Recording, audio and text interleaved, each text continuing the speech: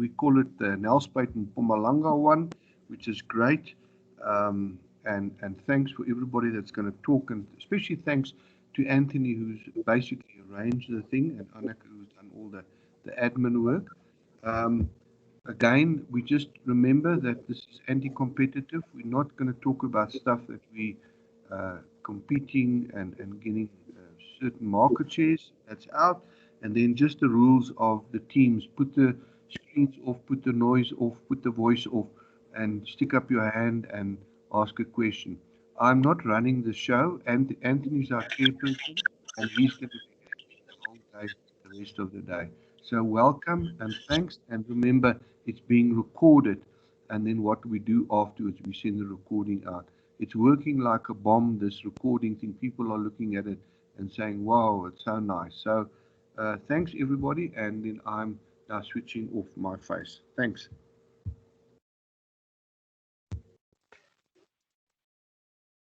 Yeah, good morning, everybody, and a very warm welcome to everyone who's dialed in. Thank you very much for taking the time. Yeah, this has been our Mpumalanga regional conferences have been going for a while now, and it seems to be quite successful. So thank you for your participation in it. We're going to start off this morning, firstly with Nico, just to give us a bit of a background on ASPASA for 2020, a bit of just a review. And then straight after him is Corey, who's going to give us something a little bit on explosives, but it'll be very short.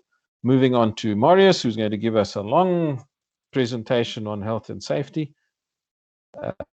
And then Charlene on financial provision, the DMR. Tando is going to give us something. I'm going to do something on the new environmental audit. Then a guest of ours, Louis Luke, who's going to talk to us about the Barberton Heritage Site. I'll do something, a PDS review. Then we'll go to general, and then we go home. So, guys, thank you very much. Without further ado, let's ask Nico just to give us the first point on the agenda, which is the ASPASA feedback for 2020. Thanks, Anthony. Maybe I should put my screen on and just everybody can see I've got a decent shirt on for a change. I'm not and you shaved, eh? I shaved and I combed my hair, which I haven't got. But thanks for that. I'm not going to keep you long because we sent out a ASPASA 2021 strategy document, which if you haven't got it, you drop a mail to Anneke and she will send it to you. But basically what I just want to feedback is that March 2020 was quite a big shock for us, because I was saying to the ladies in Johannesburg on Monday and Tuesday, I was up there. I said, I left my office and I never went back to my office. When I went back, my office wasn't there anymore because I'd packed it up. And same where I stayed. So it was a culture shock, and it did work on all of us. And I think we need to maybe sometimes just remember each other that people have taken stress. So what we did is we reduced the ASPASA costs. We haven't increased the ASPASA levy for 3 years now because we've cut costs. We've stopped traveling. We've stopped flying around because that was one of my biggest things, that I was going all over the place. And I mean, I would have had to be in NELSPRUIT today, which I wouldn't mind, but yeah, it's a cost and it's exercise. And then as you sit at home, you think about, what can we do differently? And some of the stuff I'm not going to touch on because we're going to have health and safety and an environmental discussion. One of the things that we started last year, which we're pushing this year, is this whole thing about technical issues and the laboratories, checking laboratories. I think that's where we're coming short as an industry, that SANRAL says, our quality is not always up to date. So there's an audit that's done by Barry Pierce, and it's available, and people who want more can always ask Barry Pierce to give you a talk. We've then also went in the engineering side. We're still battling to get people that are registered with, paid up registered people, and we're registering with EXA. And yesterday's meeting, we pushed that. So that's something new to get young talent into the thing. Blasting, I'm not going to talk about because Corey is the boffin. He's going to talk about that now. We're pushing. We started last year again, this PDS thing. It's going to catch us out as an industry. and we're quite nervous that we need to do something about that. The DMRE, what we're going to do, we're starting on Monday with our first one. We're going to talk to the regional officers on a Teams meeting. We'll set it up and talk about the stuff like who gives the blasting permit and who this and who that and all the problems we have. So that's something that we're going to definitely do this year with all of them. We need to talk to the regional officers, because we spoke to the ministers, to advisors, and they said we must first talk to the regional officers, and once we've done that, we can come back to them and say we're having problems with the regional officers. So that's something that we're putting quite strongly forward. And then training and development, that's a difficult one. Training and development is very difficult because we're not too sure how to have these presentations done and how to charge out. Okay, so that's roughly, and if there's a noise in the background, my guys decided to mow the lawn right outside the window, and I can't stop him, but I'll switch off now. I think that's roughly where we are. We're also part of the construction response team, which looked after construction industry and so forth. So great stuff that we're planning for this year. Any ideas, guys? Any comments? We don't like criticism, but comments, provost our ideas. Please shout, and we'll do whatever we're doing. I'm not going to bore you. The document is there. It's quite elaborate. I've had feedback guys say, "Yo, this is a nice document." So shout if you haven't got it. We'll let you have it. Anthony, I think that's all I'm going to say. Thank you, bro. Thank you, Nico. Thanks very much. Yeah, let's move on to Corey. Corey, if you just like to say a few words on the explosive side. Guys, I think it's very important that we listen to what Corey has to say, because the explosive side of the mining industry is becoming a very, very sensitive issue in terms of compliance and security. So it's definitely something that you should take heed of. Corey, over to you. Okay, thanks. Sorry, first of all, let me just check, because can you all see my screen? I shared the screen. Yeah, it's up, Corey. You can carry on. Okay. It is there. You can hear me? Yeah. Okay, thanks. Okay, good morning, everybody. Thanks, Anthony and Nico, for the opportunity to quickly say something. We had the audits. We had a few and conducted a few of the audits, and basically we could find that the compliance to the operational procedures and those stuff are fairly well. And the guys fairly know the procedures and the law and everything. But we found that there's a big issue around about the information and the administrative things. And on the risk assessment specifically and on the operational procedures, not all the gaps are closed. So, compliance is one thing, but if you're complying to a inadequate procedure, that's an issue.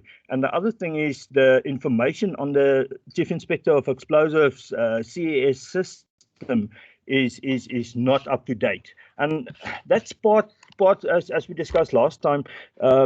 Also at fault, and we can also lay that in front of the door of the local inspectors. But having said that, and with respect to them, is they've done over 7,500 COVID decontamination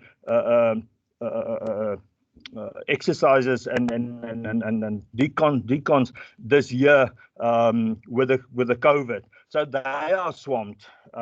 They've got their challenges. So we thought we had a discussion with Nico and a few guys, and we said, well, if we can do an online explosives audit to sort out the admin stuff and give some feedback, that can become fairly cheap, but it can add a lot of value to the operations to help them sort out those things. And once we've done that, the guys who do have magazines and explosives vehicles and that, we can do a follow-up, or next year or the year after, we can then do a physical site visit and do that. But let's fix the rules and the procedures and the risk assessment and the information. I think we can add value to that. So thanks, Nico. I mean, you can contact the ASPASA office. It's a fairly simple process.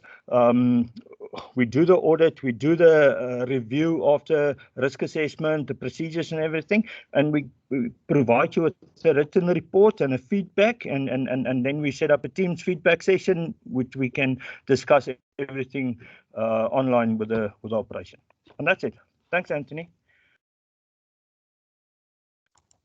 Great, thank you, Corey. That's great. I think, guys, if you do need any help on your explosive side, please contact Nico, and he can refer you to Corey. It is done through ASPASA, so it does certainly help. That's what he looks like now. We've seen him. It does certainly help you to stay compliant and not to get into an issue. Good. Our next point, and we're a little bit ahead, so I think let's move on because we can always have a chat later on, is for Marius.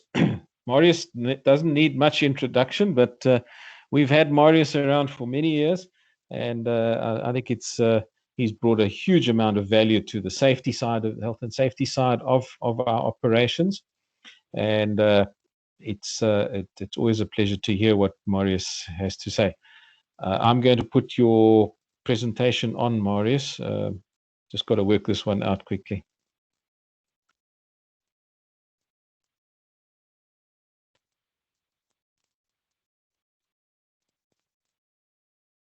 Can you guys see it?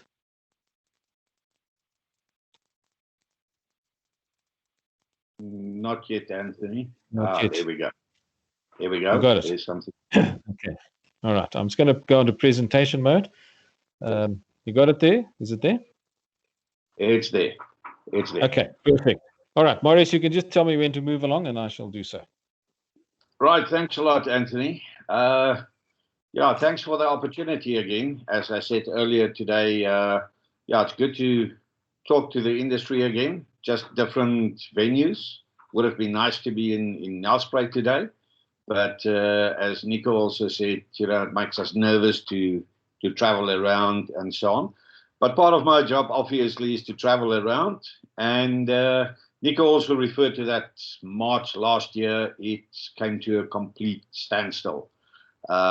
We did a couple of audits beginning of last year. And then the pandemic and the national lockdown hit us. So we were stuck. We couldn't carry on with the audits, couldn't get out to the members of the industry out there. But then mid-September, we restarted our audits under level 2. And yeah, so there was a couple of audits done during last year. Obviously, everybody nervous and still is. I have restarted the 2021 audits this month as well. Only done a couple. But in 2 weeks' time, we're going down to Cape Town. And yeah, the schedule is full for the year. So let's hope we can carry on with the audits. Now, obviously, during the pandemic, everybody is nervous and not always focusing on their normal jobs. So we were very concerned about the health and safety of employees on the sites and having serious accidents or incidents. But fortunately, till today, we haven't had any reports of serious stuff. So luckily or fortunately for the ASPASA membership, the record of health and safety within the open cast mining is still excellent. And I think everybody is doing a good job out there to keep up to date with all this stuff. Anthony, if you can move to the first slide then. Just a short definition of what is the purpose of health and safety audits. You know, why do we do health and safety audits? It's not because ASPASA is pushing it down your throat or legislators are pushing it down your throat, but the health and safety audit is expert assessment of an organization's health and safety policies, systems, and procedures. Primarily, audits enable you to protect employees and customers from harm, but ultimately a correctly conducted audit can also safeguard the very existence of the company. Now, I think that is very true. You know, we don't always like the audits because it feels like somebody's coming to site and looking over your shoulder to see if you've done your job. And that is not really the purpose of our audits. It's there to assist everybody. Now, the definition also talks about health and safety policies, procedures, systems. I think the major benefit in the last 14, 15 years that I've been doing these audits for ASPASA is really go and test outside if what you've put to paper is actually implemented. And that is the biggest learning lesson for all members and also obviously the operators out there. Now with the pandemic and social distancing and everything that goes with the protocols, obviously that makes it a bit difficult, you know, to communicate with the guys out in the plant. Yeah, you always get your guys that's running away from the auditor and being scared off and so on. That's not really necessary. We are trying to educate everybody, but with the pandemic and where we've got to be aware of social distancing, it makes it a bit more difficult to communicate with guys out in the plants. Next slide, Anthony. The purpose of the ISH audits, our ASPASA ISH audit, it's obviously in line with the general definition, and ASPASA as an industry association needs to ensure legal compliance of all its members. Now, Corey also just referred to all the blasting stuff that needs to be in line, and he's picked up some administrative problems as he was doing the audits.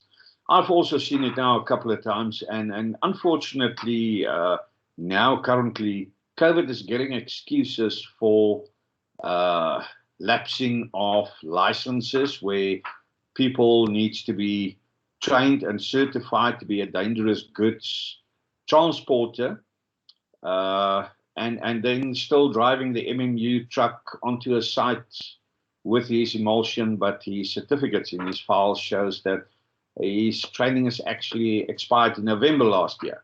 So COVID is getting the excuse now that they couldn't organize some training for this guy.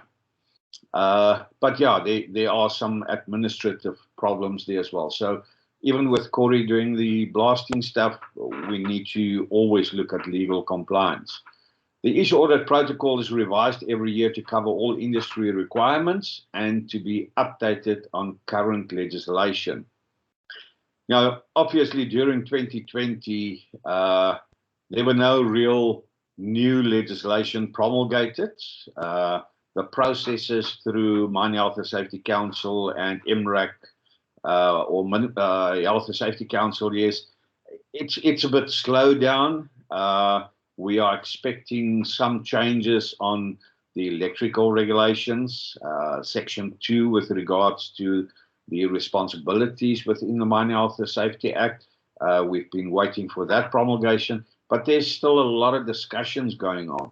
So since March last year, no new legislation was promulgated, but we've revised our audit protocol during the lockdown period to include the COVID-19 protocols. So currently our audit document does cover the COVID-19 protocols, and it's more to check the implementation on the site. You know, if everybody complies to all the requirements, the code of practice, everything that's necessary to be done with our new life of going forward.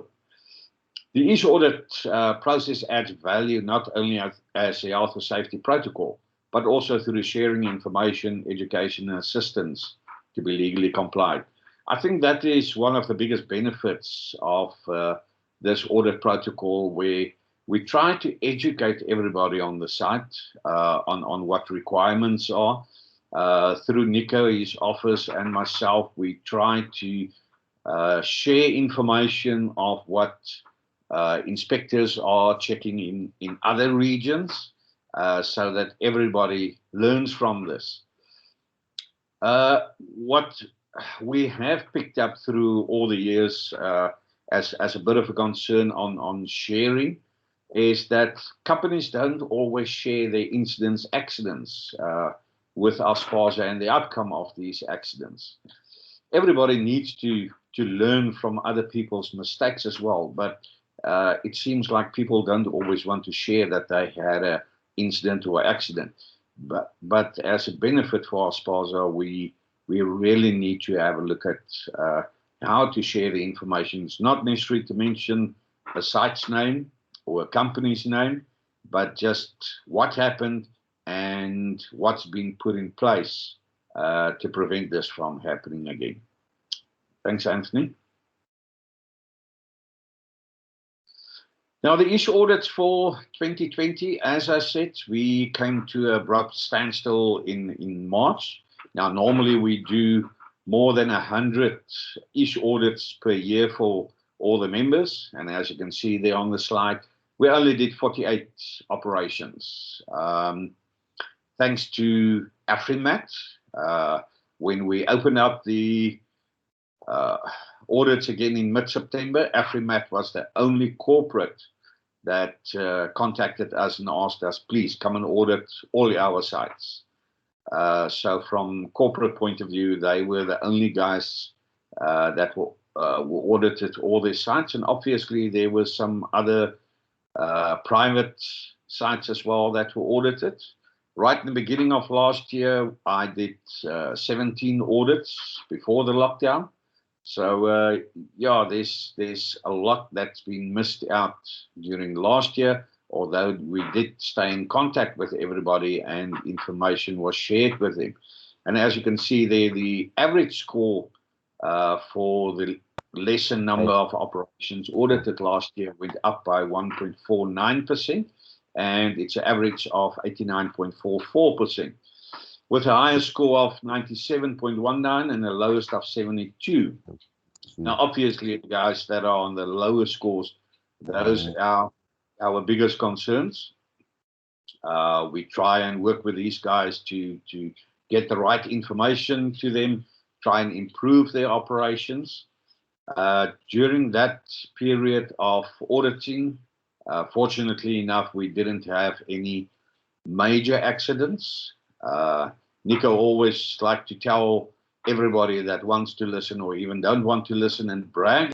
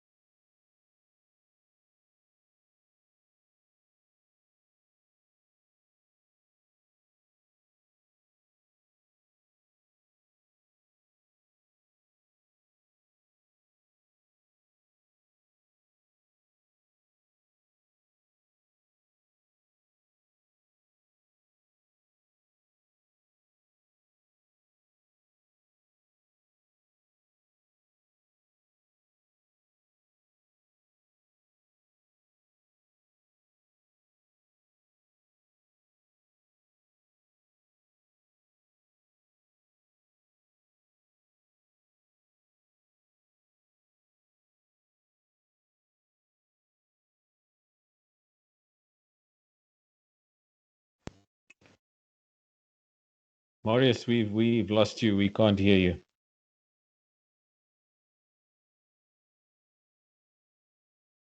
Marius, just turn off your muting.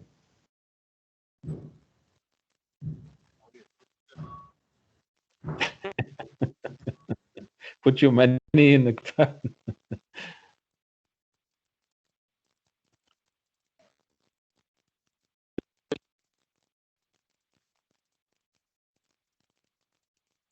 Marius? Can you hear me now? Ah, there we go. There we go. Got you. Okay, I've muted, unmuted now a couple of times, and I don't know if the signal here on this side or anything, but everything was there. At what point did you lose me? Just after the lowest scores, and you were around that area.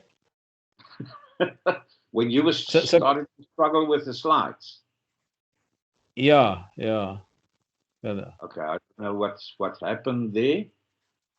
Okay, let me try and carry on. Right, camera is on and microphone is on. Okay, lowest score 72, highest score 97.19. What I did try to tell everybody is that the ASPASA office and myself, we are very proud to tell everybody who wants to listen that we are not, as our ASPASA association, not contributing to the list of fatalities in mining. It's been more than 5 years since our ASPASA member had a fatal at any of the operations. Unfortunately, one of our members did have a mine death during December, according to the CEO of that company, and I spoke to him in January. He was awaiting the classification from the DMRE, but it was a security guard that was struck by lightning on the site. That specific operation wasn't being mined at that stage, but they had security on the site. So, unfortunately, a mine death, but not being classified as a mine fatal as such. Thanks, Anthony. Next slide. I hope everybody can hear me now. Right, there's just on the ISH audit awards that we've done, 9 operations that achieved the shale place and 18 operations above 90%. Now, unfortunately, our lords and masters in the industries, the top guys, they're putting a lot of pressure on the mine managers to get to a shale place status, to achieve a 95% plus. But to be quite honest, anything above 90% is still an excellent score. Yes, we do give recognition for those 9 people that achieved the shale place. But Anthony, yourself being a mine manager for many years, you will agree that anything above 90% is actually an excellent score to achieve on your ISH audits. Right, Anthony, next slide, please.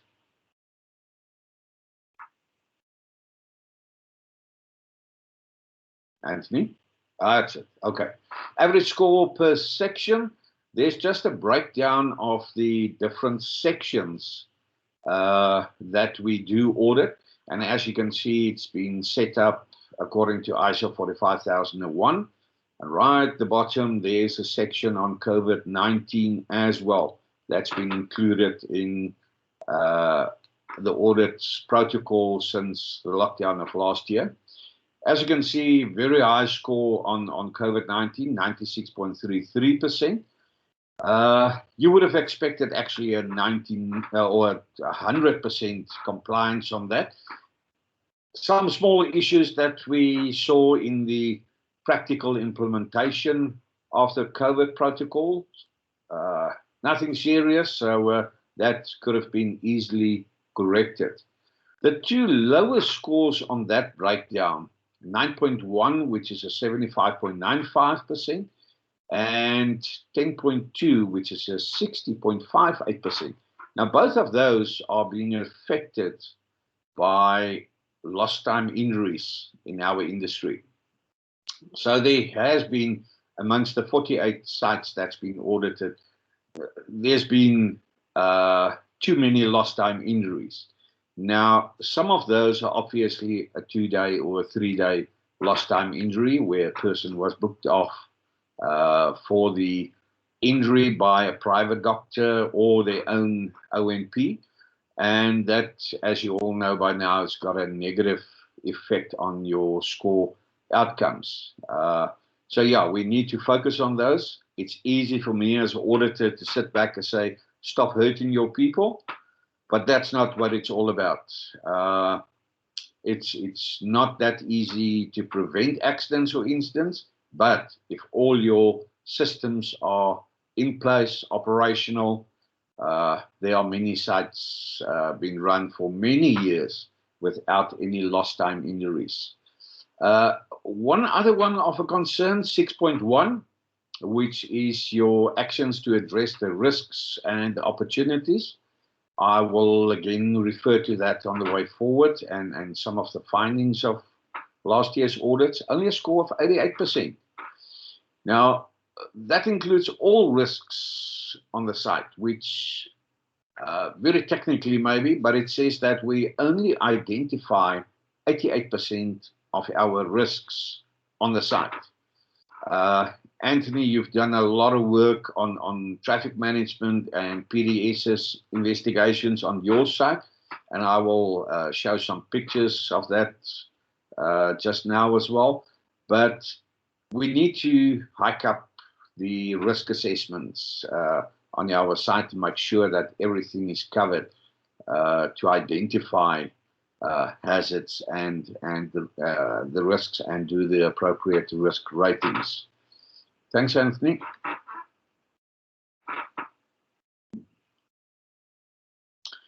Next slide, just the top 9, the guys that achieved the showplace status.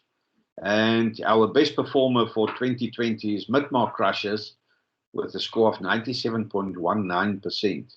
It's the first time that an independent operation has come up trumps with, let's call it a competition. I don't like to call it a competition, but got the highest score for 2020.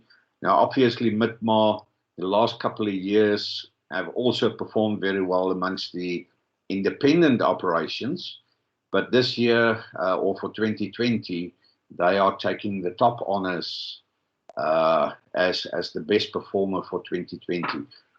As you can see, also the only operation that got a score of above 97%. Second one is Carla Quarry, still at this stage in a joint venture with Lafarge, but more or less operating as an independent quarry as well in Durban with a score of 96.18. But as you can see, the difference between position 1 and 9 is not that much, 2.2%. So it's very good for those operations. A couple of corporate ones in there, and then at number 6 again, Blue Rock Quarry in Escort. Also scoring a 95.51%, and their first ever showplace been achieved. So yes, as you can see on that list, the operations that we normally saw on the top performers, they don't feature there, and the only reason is that we didn't audit them for 2020. The corporate ones there, the AfriSams, are only those that were audited before the lockdown of 2020. Thanks, Anthony. Next one. Right, some positives that came out on our audits of last year. The implementation and compliance to all COVID protocols is of a high standard, although employees were found to be very nervous about their future and their health. COVID-19 has brought a change to the whole world, and for everybody on our sites, obviously it's been very nervous times, not always focusing on their own jobs, thinking about their own future, health of their families, not having a job tomorrow, those type of things. And that obviously will have an effect on how they do their day-to-day job. So yeah, special campaigns were done on those things, safety campaigns to change the culture and attitude of employees. During 2020, majority of these campaigns were just focused on COVID-19.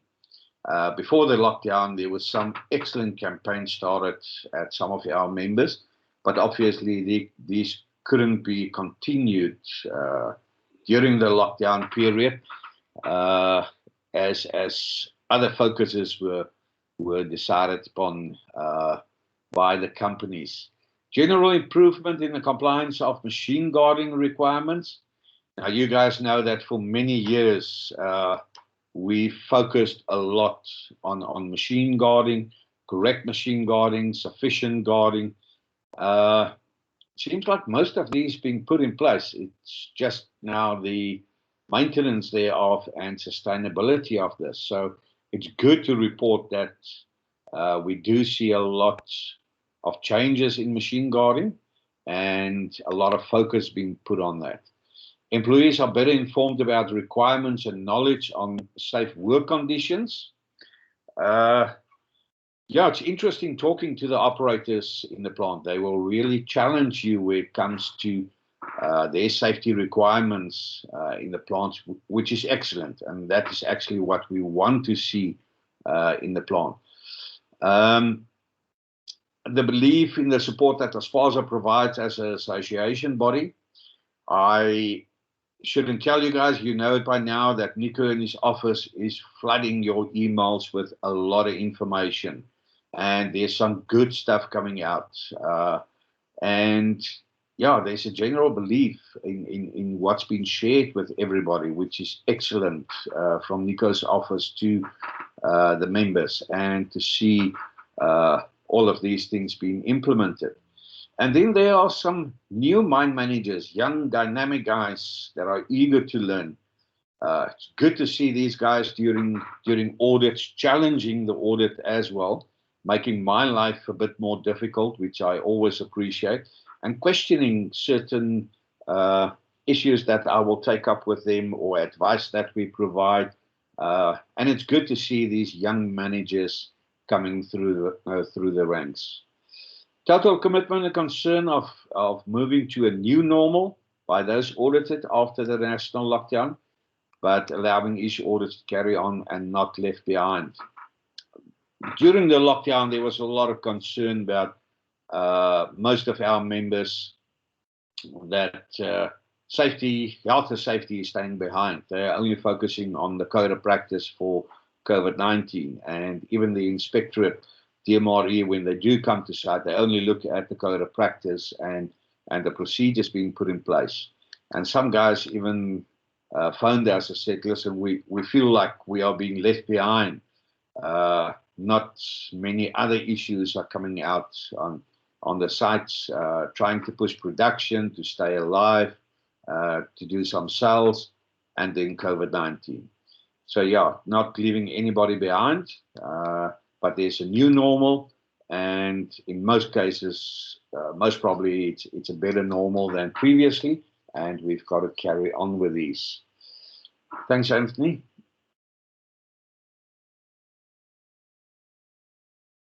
Right, I've jotted down a couple of things that focus for the way forward, but also things that we've picked up in the 2020 audits that were a bit of a concern. It's issues that can be corrected easily, most of them, and can be seen as lower-hanging fruits as well. As I said previously, too many lost time injuries, disabling injuries, or reportable injuries. And yes, unfortunately, we even had occupational diseases being recorded for this auditing period. There was one silicosis case being recorded or reported and accepted. Just off the top of my head, the one silicosis and 2 noise-induced hearing loss cases. So it's a concern that occupational diseases are also recorded from our industry. The health and safety committees, yeah, guys, this is a bit of a concern.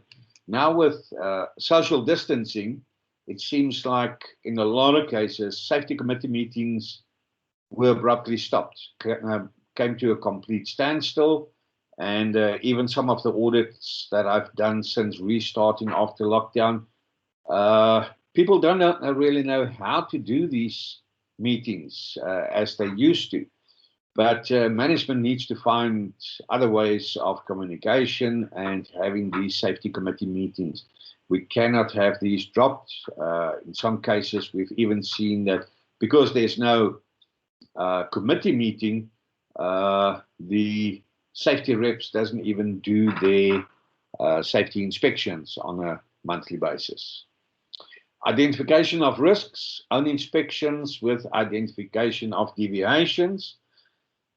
In some cases, we've seen that pre-start checklists and own inspections has become a paper exercise, a tick box. And we've got to be careful of those type of things. Yes, it was correct yesterday, so the chances of it being correct today, it's almost 100%, but we need to make sure. Because even on a day of audit, we do find where the checklist shows that everything is correct. But if you go out in a plant, then you see there are many deviations. And most of the stuff that we do pick up during our inspections, actually stuff that could have been corrected if identified on own inspections. Development and implementation of traffic management plans almost came to a complete stop. This is very alarming. Nico referred earlier to as well that the implementation of PDSs is going to catch up with us.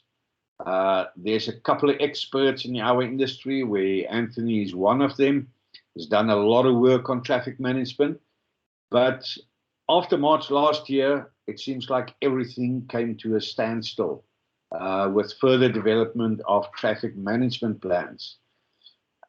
Anthony, I think you are one of the guys that will say it will not cost you an arm and a leg to set up a decent traffic management plan to segregate vehicle to vehicle and vehicle to pedestrians.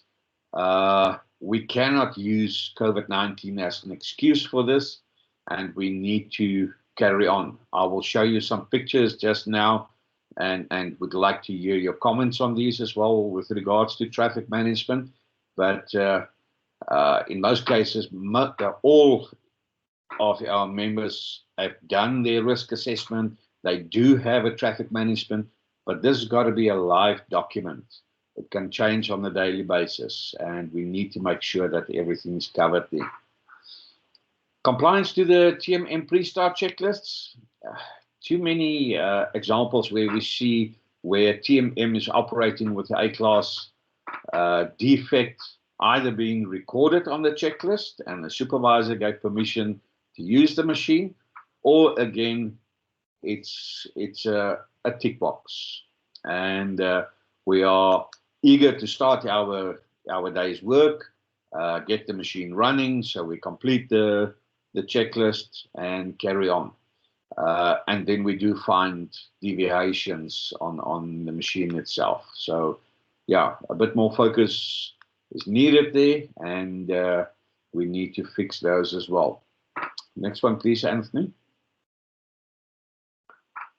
Improvement of housekeeping of plants that contribute to dust exposure and access to running machinery.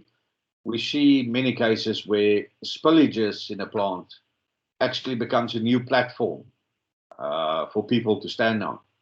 Now, previously or before the spillages, it wouldn't be an operator wouldn't be able to access parts of the machine in the plant.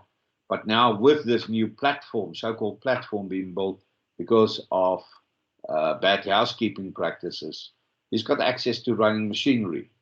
And yeah, we've got to be careful. I've got a picture just now that I would like to show you about this as well. So, and also some of these spillages or bad housekeeping practices that contribute to dust exposure.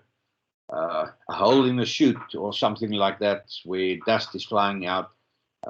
We need to make sure that all of these are put in place. Compliance to isolation and lockout requirements.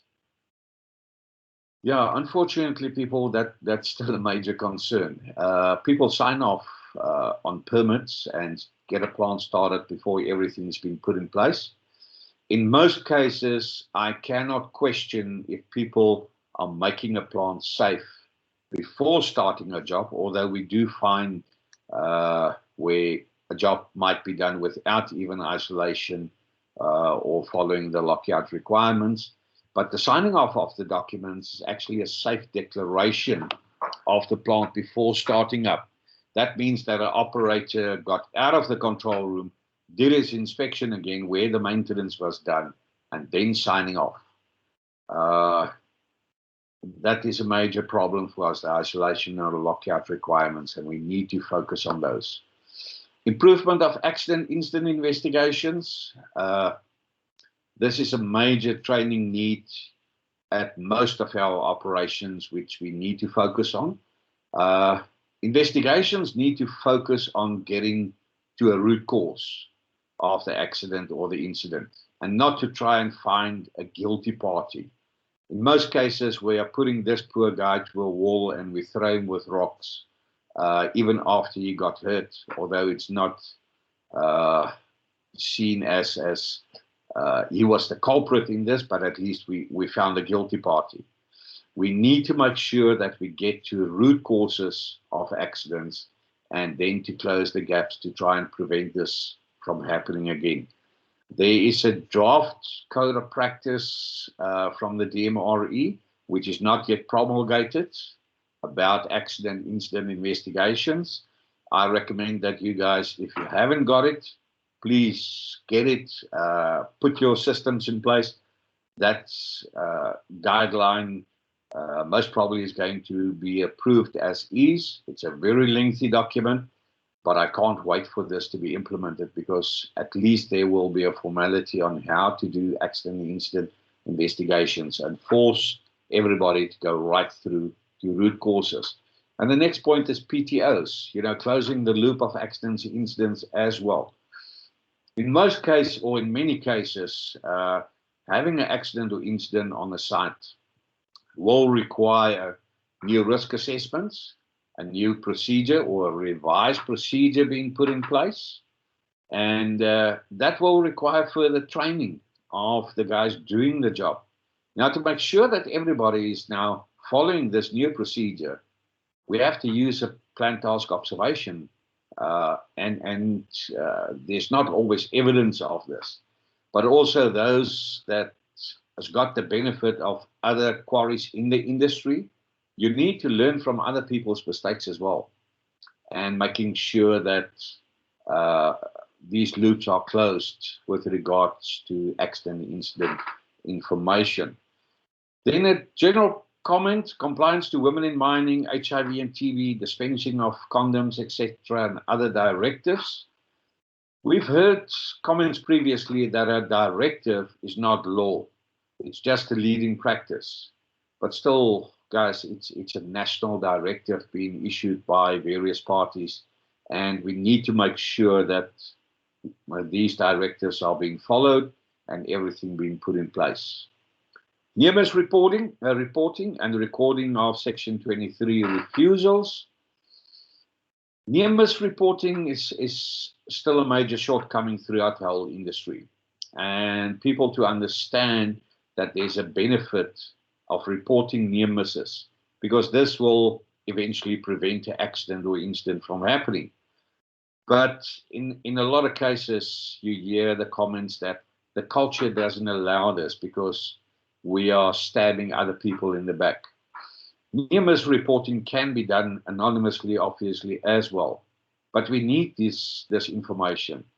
Too many cases where I go to sites where they can't even prove one report of a near-miss on a 12-month basis, and that is impossible. Impossible, especially when on a walkabout in a plant, you could quickly identify 10 or 20 near misses. So we need those reported as well. And Section 23 refusals, not many of those are being recorded. well, if it's not necessary to record, then obviously there aren't any Section 23 refusals, which is a good thing. Right, then next slide, Anthony. Just a couple of pictures that I've added late yesterday evening, just as a general information. Now, I would like to hear your comments on the traffic management at this quarry. Yeah, it doesn't look like there's a lot of traffic management being done or corrective actions being put in place. Yeah, that's a major problem there, and very easy, and a very easy one to sort out. Interestingly enough, it's very easy to sort out. Yes, now very easy to sort out, but on the benches we can't allow this to happen. There's Right. lots of things wrong with that picture. Lots. Yeah, Anthony, and this is a picture that I took last year. So the site, the quarry has got a traffic management plan, risk assessment's been done, but this obviously is not according to the traffic management plan. Yeah, and just adding on to what you said just now, you can't blame COVID for this one, eh? No, definitely not. You can't blame COVID for this. Let's have a look at the next one. There's also something on traffic management. Also very easy to fix. Yeah, maybe just make a bigger waiting area, because this truck on the right-hand side is busy reversing towards the loading point even before the other one is finished being loaded. But yeah, also not a major issue on how to fix this. Next one, Anthony. Right, what actually happened here, and it looks like traffic management is in place. Yes, traffic management plan was in place. The one truck was being loaded, and then another truck moved into a waiting area. Now, where he's standing is not really the official waiting area. The waiting area is to your left, to the top, just coming down the ramp. So he should have waited there for the truck to exit the lower level to be loaded, and he skipped 2 stop signs going down. And this unfortunately happened when we were standing at the lookout point and trying to evaluate the traffic management. So yeah, it's one thing to have it on paper, to have it all done and dusted, but then people need to comply to the rules that's been set out. Next one, Anthony. Okay, this actually looks very good. One truck being reversed in to be loaded. Just to his right-hand side, there was an area where he could come down the slope and move in there, and then reverse into a position to be loaded. And yeah, then when he was busy being loaded, Anthony, just go to the next slide. This is then what happened. Another truck came down, and as you can see, coming down, it's a one-way traffic, and there is a waiting area at the top. So you should have waited up there and waiting for this guy to be loaded and move out of the pit. So again, it's the enforcement of the rules and making sure that everybody complies to what is required with regard to the traffic management plan. Right, next one, Anthony. Okay, everybody that's been audited will know for many years we've been talking about our tunnels under the surge stockpiles and having escape routes. Now, obviously, you can see this is a brand new tunnel that was built. I saw this beginning of last year at an operation, and as you can see, it's got both ends open, so he's immediately got his escape route. Excellent tunnel. And now, obviously, there's a new code of practice been promulgated last year, been put in place for confined spaces.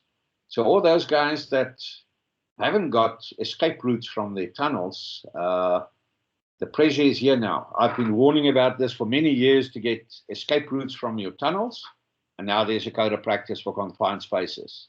So we need to make sure that it's not necessary to construct a tunnel like this. I don't expect this to be at every site, and it won't be easy for everybody. But yeah, we need to have a look at confined space at your operations as well. And there's a formal definition now in the guideline for the confined spaces. You can go to the next slide, Anthony, which also shows this tunnel. There you can see it's a very nice tunnel. It's got 2 feeding points. And again, we don't expect everybody to have this. Very costly. And now after restarting from COVID, obviously it will be very difficult to convince your lords and masters to give you enough capital to build a tunnel like this. But yeah, didn't cost that much for them. Culvert's been used, but it's open ends both ways, and just makes it easier to work in a tunnel like this. Next one, Anthony. Yeah, there are some good stuff at the sites as well. It's not all bad stuff. Nice oil dispensing. They've put color coding on their different chemicals that they use. Drip trays for everybody. Very nice oil store being put in place. Doesn't cost an arm and a leg. Next one, Anthony. And then we still have our faithful bad ones as well that we do see. Obviously, the pre-start checklist wasn't done before this plant was started to see that the machine guarding wasn't put in place. And also, you know, after a lockout that was signed off for the plant to restart, nobody went out to have a look at this. But you can see the spillages. Obviously, they tried to clear the spillages, but didn't stop the source of the spillage. Unfortunately, we do see this a lot at operations. Next one, Anthony.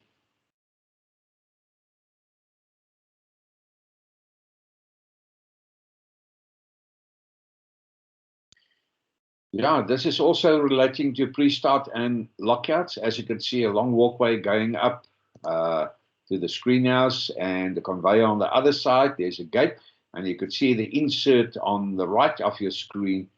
The lock on the gate was open. The gate is there specifically because all machine guarding within that screen house is not 100%, and it's to keep people away from that area.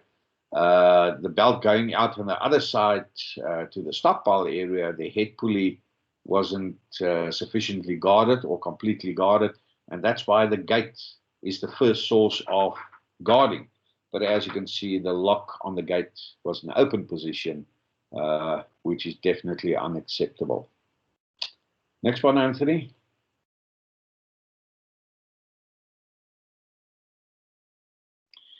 As I said earlier about the spillages, you can see this spillage has been going on for a long time. But even worse, there's a broken tripwire that's hanging onto this heap of spillages. So yeah, pre-start checklist, that belt was running when we saw it. I actually also took a video of that, but I didn't include it here. But there was a pre-start check done, and nobody saw the broken tripwire. Or try to do anything about the spillage. Thanks, Anthony.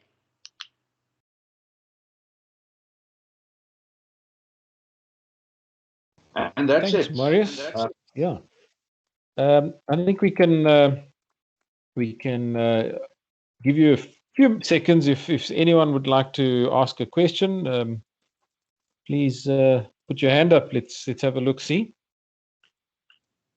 While we're waiting there, I think a couple of things I noted. One is well done to the guys that got show places. I mean, awesome that some of the independents. Jeremy, great man. It's good to see him on the top there. on the traffic management, we're going to deal with this a little later on. Really, those things are so easy to sort out. It's really, and it doesn't cost you a lot of money. This is what I can't understand, that people are not wanting to do it. Then the escape routes, and you're absolutely correct. You've been speaking about this for many years now. We're going to have to, the industry is going to have to pull their finger now and just get it done. I mean, there's no way. Yeah. Very true. Is there anybody who would like to ask a question or make a comment? Please put your hand up if it is. No. Okay, Marius, thank you very much. That was great. Yeah, you were almost on time, so you got it right. Thank you. Thanks, Anthony. Our next speaker is Charlene Barkies, who is from Eco Partners. Charlene is an environmental specialist, and she's going to be talking to us on the aspects of the new financial provisions, which is also something that's going to affect everybody. So, Charlene, I think without stealing your thunder, please, if you can carry on. Good afternoon, good morning, everybody. Sorry, and congratulations to all those people that did very well on their safety audits. I would like to share with you what is coming down the path in terms of environmental requirements, and let's see how we can flesh it out and what we can do to resolve potential issues that might arise. So in terms of the financial provisions, and now can you see the screen, Anthony? Yes, everything's fine. Charlene, you carry on. Thank you.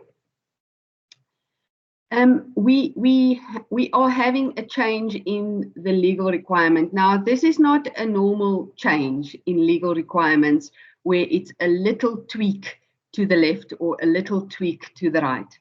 By the 19th of June this year, all operations must have an annual rehabilitation plan, a final rehabilitation, decommissioning and closure plan, and a risk assessment report that assesses residual risks or latent risks of their mine through an assessment process with management activities that has been costed, inclusive of monitoring, auditing, and reporting requirements. So that's a mouthful. Now, are we asking the right question? Because when people think of financial provisions, they're thinking of an amount of money that needs to be put aside for X. And most people are asking, okay, so what is X? What must we put the money aside for? And I would like to unpack that a little bit, and I would like to explain where I think the risks for mines lie. So in terms of the question we are asking, many people have a series of tools that they have developed for the MPRDA requirements. So you have your old EMPRs, or you have your SLPs, or you have your various types of tools that you have been using for years that has served you well. And I would like to venture a guess that those tools will not be effective for the NEMA requirements that we're facing. So just before you have a hammer in your hand that is a tool, not every problem you face is a nail. So I would just like to caution a little bit. So where do we come from? In terms of the scope for this financial provision, we must provide for rehabilitation and remediation. We must provide for decommissioning and closure, and we must provide for remediation of latent or residual risks. So what that means is that in terms of rehabilitation, we must now in our financial calculations show what we are doing in terms of our current practice, and that money must be put aside. And in terms of decommissioning, what we will do eventually, and that money must be put aside. And if there's a residual risk, so for example, you are breaching the water table, and that water table needs to be dealt with in one way or another, either through pump and treat or any other mechanism, that money must be put aside. So there's 3 different types of money that must be put aside for the financial provision. Where do we come from? If we look at what our financial provision used to look like, we had a set of criteria, and this set of criteria said, okay, how big is your plant? And then you put a number there, and the department gave you a rate. You multiplied the amount with the rate, and you had a sum. So you could determine how many steel buildings you had. You could determine what your access roads were in terms of square meterage, and so on and so forth. And they all had a specific rate. Now, I want to take you back to the 3 things we must do for every calculation. So if we now need to consider the access roads, we now need to determine how much it's going to cost to remediate that access road. So we need to say, okay, this access road will have to be rehabilitated. But understand that you need to maintain that access road. Now, so not only do you have to put money aside for the rehabilitation at the end of life of mine, you need to put money aside for the remediation of that road while you're using it. And you need to put money aside for the runoff of the water from that rehabilitation road, so that you do not develop wetlands that you need to rehabilitate, that you may not rehabilitate without a water use license. So suddenly, there you're now developing a residual risk where previously access roads could have been calculated through a square meterage. Similarly, we had the specialist studies that had to be calculated, and we had water management that was an easy thing to calculate. So what's the method currently? If we look at the method that we need to use, every item now needs to be clearly itemized, and each activity needs to be costed. So if, for example, in your EMPR, you need to strip topsoil, which is a requirement, a legal requirement, then what you need to realize is that cost for stripping the topsoil must be part of your annual rehabilitation plan. The loading of that topsoil to place back must be part of your rehabilitation plan. So that put that cost aside. Now, in terms of the final rehabilitation and decommissioning, the final rehabilitation, if we think of stripping of topsoil, needs to now consider how you're going to rehabilitate the topsoil that has been placed, whether there needs to be seeding, or whether you have additional costs that you need to incur to plant or to stabilize the topsoil, or what you're going to do in terms of monitoring and aftercare for that topsoil to ensure that you have adequate vegetation coverage in that area. And then you need to consider the remediation of latent or residual environmental effects. So if you do not have enough topsoil, where are you going to obtain the topsoil? And that impact on the adjacent area, how are you going to remediate that? So suddenly the ask has changed significantly in terms of the way we need to address the method for determining financial provision. Each of these individual reports in terms of the annual rehabilitation plan, the final rehabilitation, decommissioning and closure plan, and the risk assessment reports needs to be done by the 19th of June 2021. Then this applicant, you, or the holder of the right, you, needs to prove that at any given point in time, you have enough money set aside for 10 years of either actual implementing of the plan or the implementation of the reports that you have agreed to, the greater of the two. So suddenly, if you think of your topsoil stripping on an annual basis, you now need to put aside the topsoil stripping for year 1, year 2, year 3, year 4, up to year 10, plus you need to put aside the money required in terms of the rehabilitation of that site, plus any residual impacts. And now we're only talking about stripping of topsoil.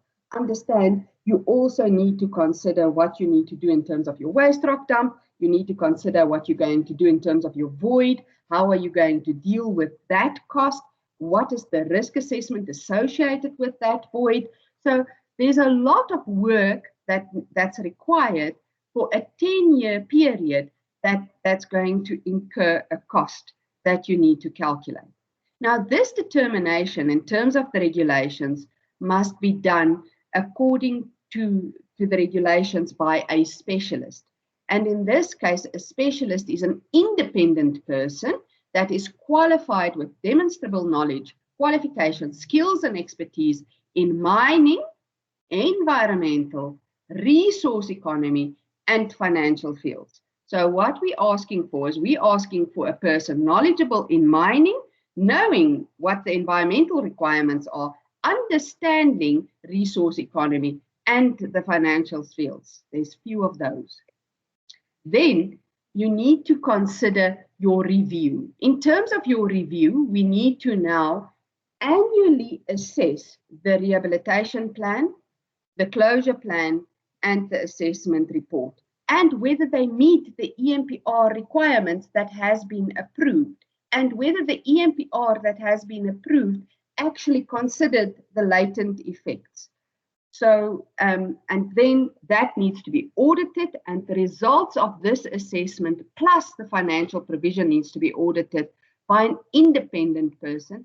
And this independent person must only get money for remuneration, in short. So what it means is this person may not benefit from this area, which means that your environmental person on site may not audit you independently, because your environmental person on site may lose a job if they recommend elsewhere something that might not favor the company. If that is the case, then that person is not independent and therefore cannot be considered independent according to this regulation.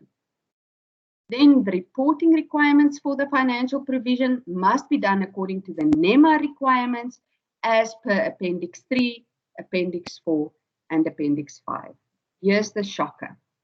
Appendix 5 requires that report, this environmental risk assessment report that has been compiled, needs to be done in such a manner that it must be placed on your website for all to read. So it must go through a public participation process. So now not only do you need to calculate all these things and for a 10-year period and potential residual risks, you now need to be transparent about it and make it available for all to see so that people can see what you are doing in terms of Appendix 5. So, needed by 19 June 2021 is an annual rehabilitation plan, a final rehabilitation, decommissioning and closure plan, a risk assessment report considering the assessment process, the management activities, costing and monitoring. And if you consider all these things, there's quite a bit of work to be done.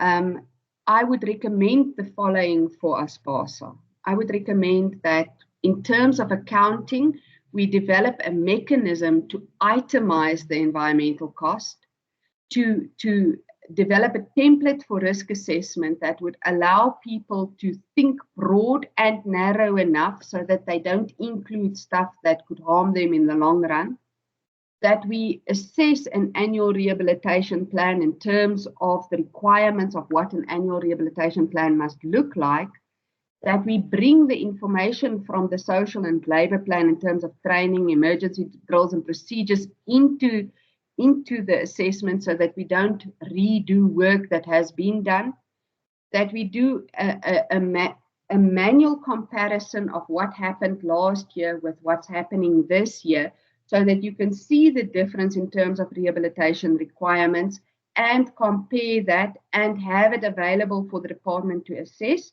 and then to assess that in terms of an environmental performance. And if you create a checklist for all of these, then you can audit them and you can see where you still need requirements to be done. Right. And Anthony, that is me. So I've left enough time for questions. I'm sure that there's plenty of questions. Thank you, Charlene. After that, I think everyone's run away and looking for a job in the fast food industry. Sorry. I'm looking to see if anything's here. Nobody yet. No. Folks, are there anybody that would like to ask a question and or give us a comment? Just to start it off, I think I made a few notes here, which from an operational perspective, I think are very concerning or will have a huge impact on us. And the one is, of course, the financial impact. And secondly, you know, you're going to have to make provision for a hell of a lot more than we used to. Yeah. Operationally, managers are going to have to think before they do. The old days of you go and strip, you know, 2 hectares because you've got some spare cash. That's gone. You know, those sort of things you're going to have to look at. And then the one that's really the dangerous one, or the one with the big thorns and teeth, is Appendix 5. Yeah. And I'm actually going to cover this in the audit review and the way forward. That's one of the things there. Guys, NGOs and any interested stakeholder can walk into your office and ask you for that information, and you are compelled by law to give it to them. And this is going to change the face of the small or all mining in the country. You know, you can no longer put up a big berm and hide behind it. Everyone's got access to you. So I think interesting times. It's going to take a bit of skill to get through this one. Anthony, Still may no I say, questions? Yes, please do. Yeah, I think what's very important to say about the regulation. Okay, so this is the regulation that's coming into effect. It was promulgated in 2015, so we've had a long time to discuss it. And we're now trying to figure out how we're going to go forward with this regulation and what it implies for mining. Now, let me just share with you, I've been in the mining industry for 25 years now. And I probably have, I myself was an environmental manager on a site and had to implement the EMPR and had to ensure that the rehabilitation was done effectively. And so I see huge risks to mines. And I'm very concerned that we're not going to be able to honor the requirements as is specified in the regulations. And I'm not sure how to support the mining industry to shout louder, because to me, this is a big thing. And if you understand that if you're not compliant in terms of your EMPR, you can lose your license. And this is now just making that hurdle so much bigger. So I'm very concerned about this. I think, you know, it's again, you know, South Africans are wonderful people. We need to renew our licenses, so we wait until the last day, and then we all queue and we complain like crazy that the system's not working. But you've had a whole year to renew your license. But in any case, we're going to just have to continue with it. I think from ASPASA side, the NICO will certainly you know, push this. The one question I've also got to ask you, the competent people or the specialist people, we don't have those people in the market. I mean, they are few and far between. Do you consider yourself as a specialist in that? To be able to do that? Well, I don't know. Okay, so who, I have a degree in environmental management. Okay, I've got a master's degree in environmental management. I've got a master's degree in finance. I've got an MBA. I've got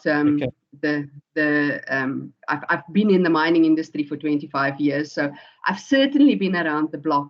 So can I tick the boxes that they put down there? Yes, I can tick the boxes, and I can point to 10 others that can, but 10. Now, but the question that I also have to ask is, who's going to say that person is a specialist? Is there a body that's going to say yes, or no? Because then you're going to get a lot of fly-by-nights that come through. Guys would put a piece of paper on your desk and say, I'm a specialist, and you get it's going to cost money. So we've got to be very careful where we go and what we do. And just a word of caution to everyone on the call: be careful who you do.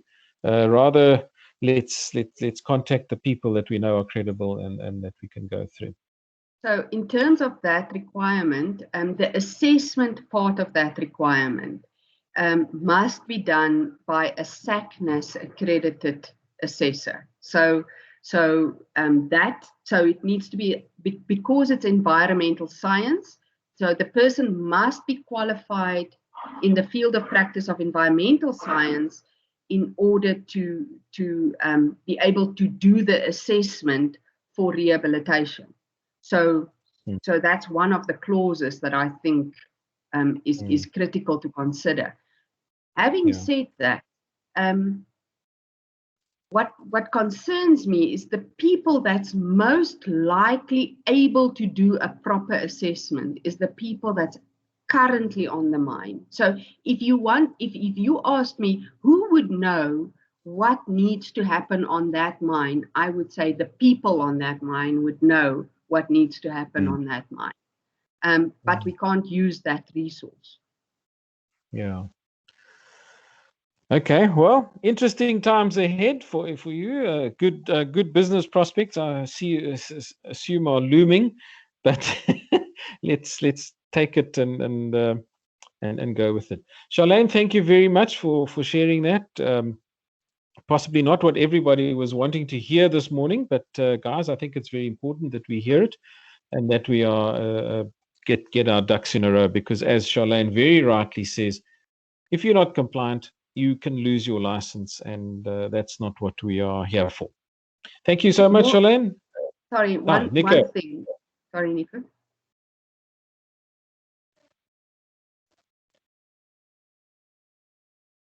Nico, are you there?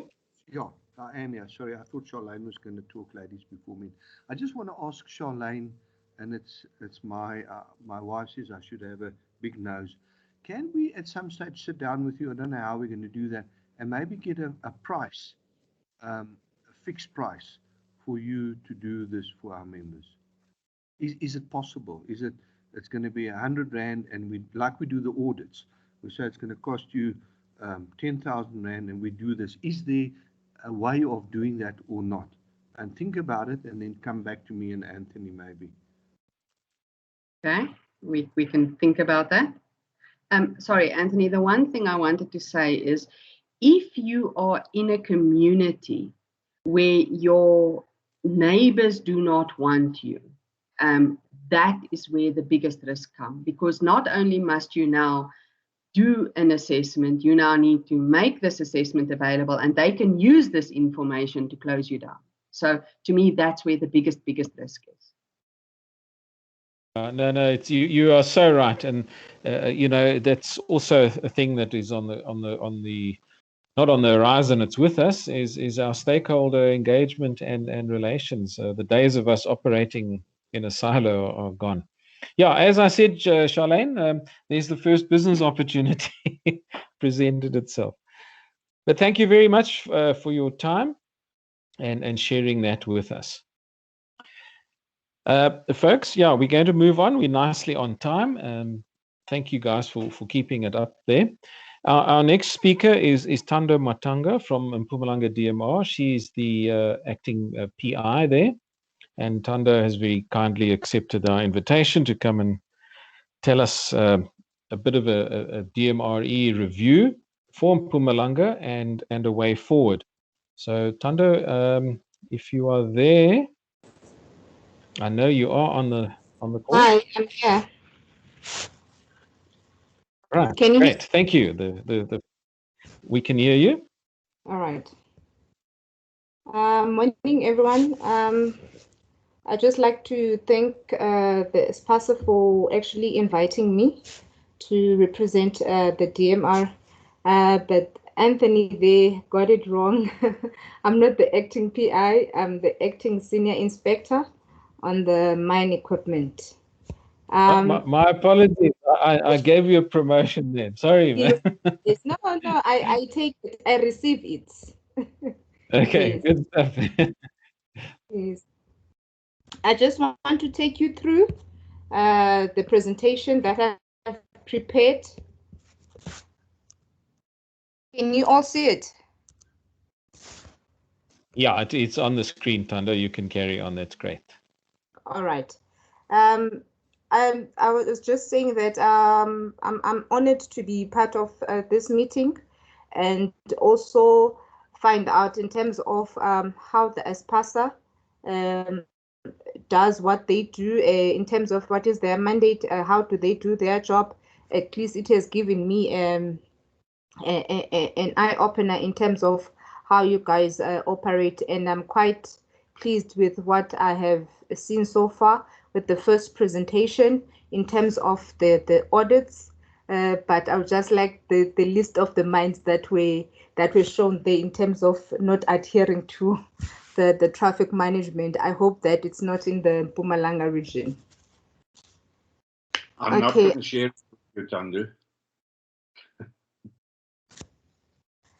Okay, my presentation is about just like it's my table of content is fatalities and injury stats, matters of concern to the DMR. I cannot update you at the moment in terms of the fatality stats that for 2020 because it has not been signed off by the minister. Once it has been signed off by the minister and make the necessary changes, then I can update you on the previous year's stats. But then now what I have is for 2021. We are not doing well, of course, as you can see on the screen, that at the moment we have about 7 fatalities, which if you compare it to last year, we also had about 7 fatalities. From the gold sector, we have about 6. Then from the platinum, we have about 1. This is not looking good as much as in Mpumalanga, which is the coal, and the other mines, we have not had any fatalities. Then if we're looking at per region, you can see that the Free State has about 4 fatalities, which is mostly the gold mine, and Gauteng has 2, then Rustenburg has 1. There's no improvement at all. When we look at the classifications of the injured of the fatalities, the fall of ground, we've had problems with the fall of ground. We are not improving at all. We also have 4 fatalities.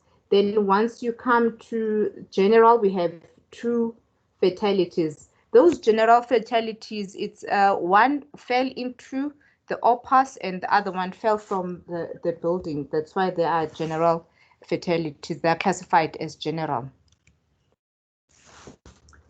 And looking at the all mines injuries, we have a bit of improvement from last year. This time we had about 248 injuries, and this year this time we have about 110, of which this is a real improvement. Looking at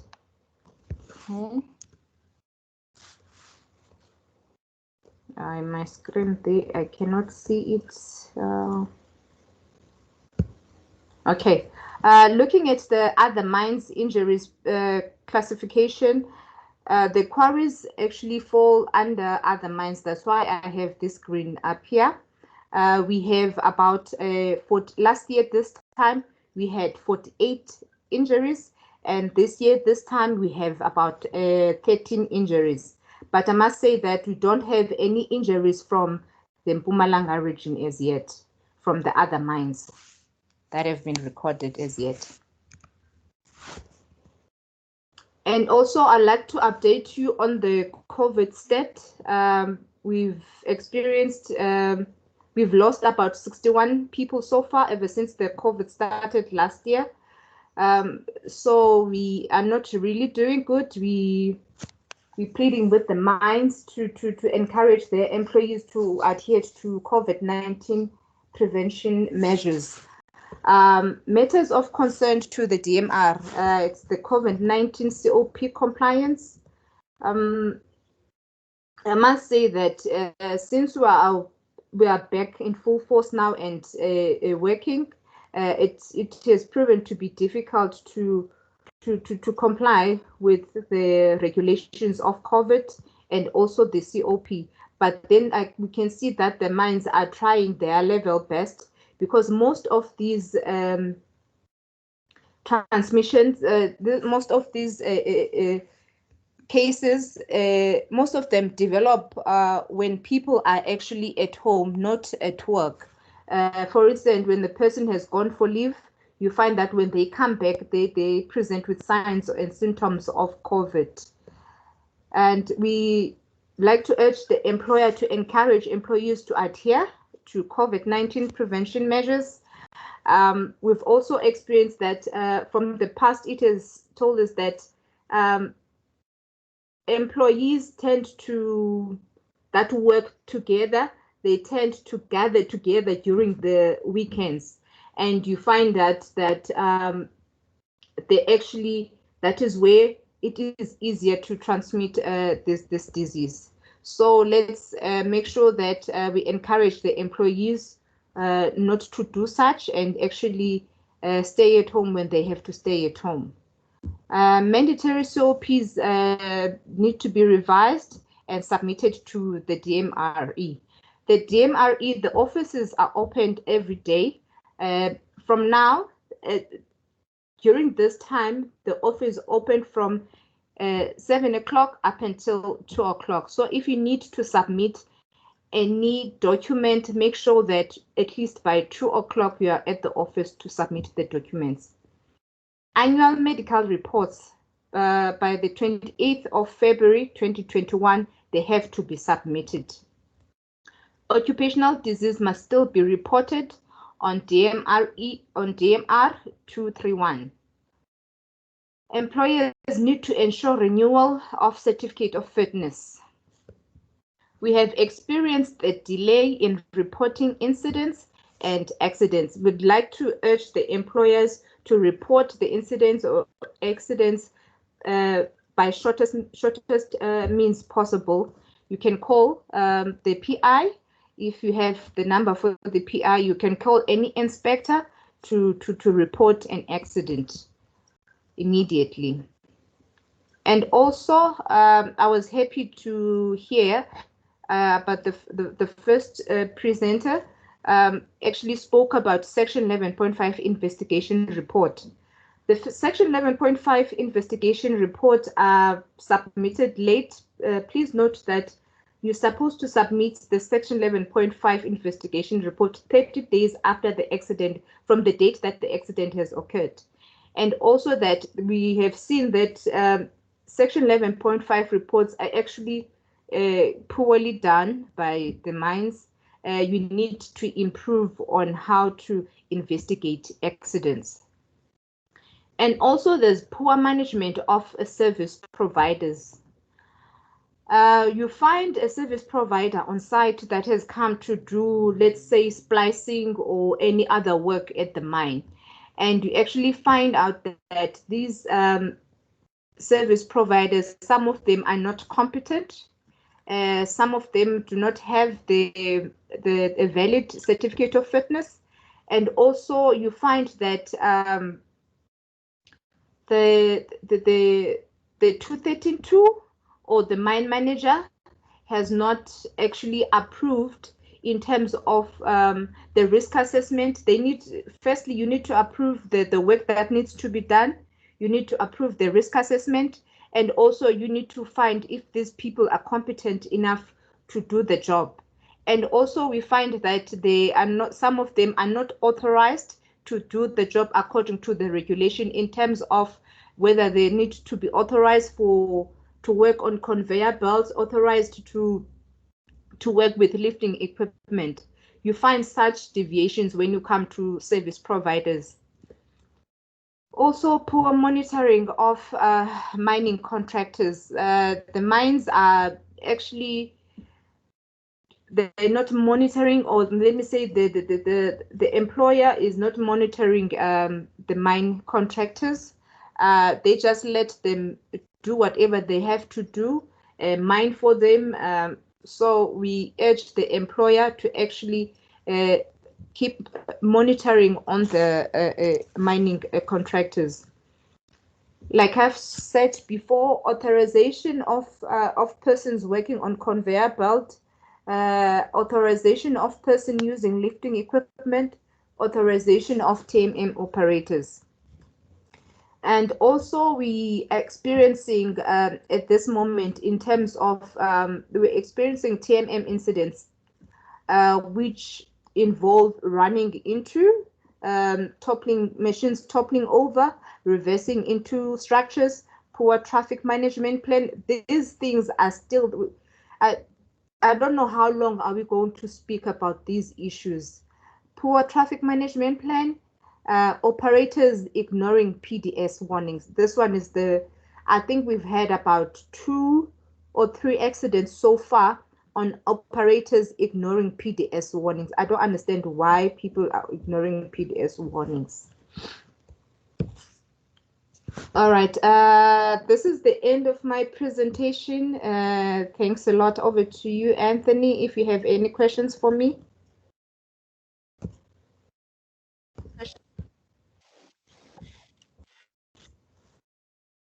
Thank you, Tando. Yeah, I think, That was are there questions from the floor?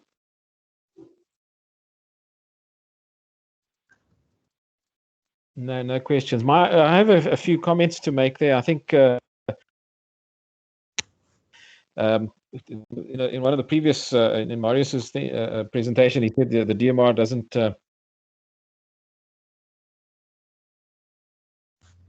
Sorry, I can't hear you there.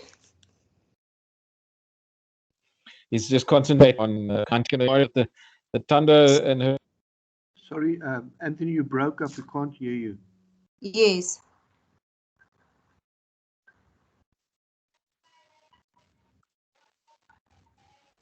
You still broke Hello, up. Dione? I can't hear you. You there now? Can you hear me now? Yes. Yes. Can I go? Yeah. Okay. Sorry, Can I go? Dione, you can go. Yeah.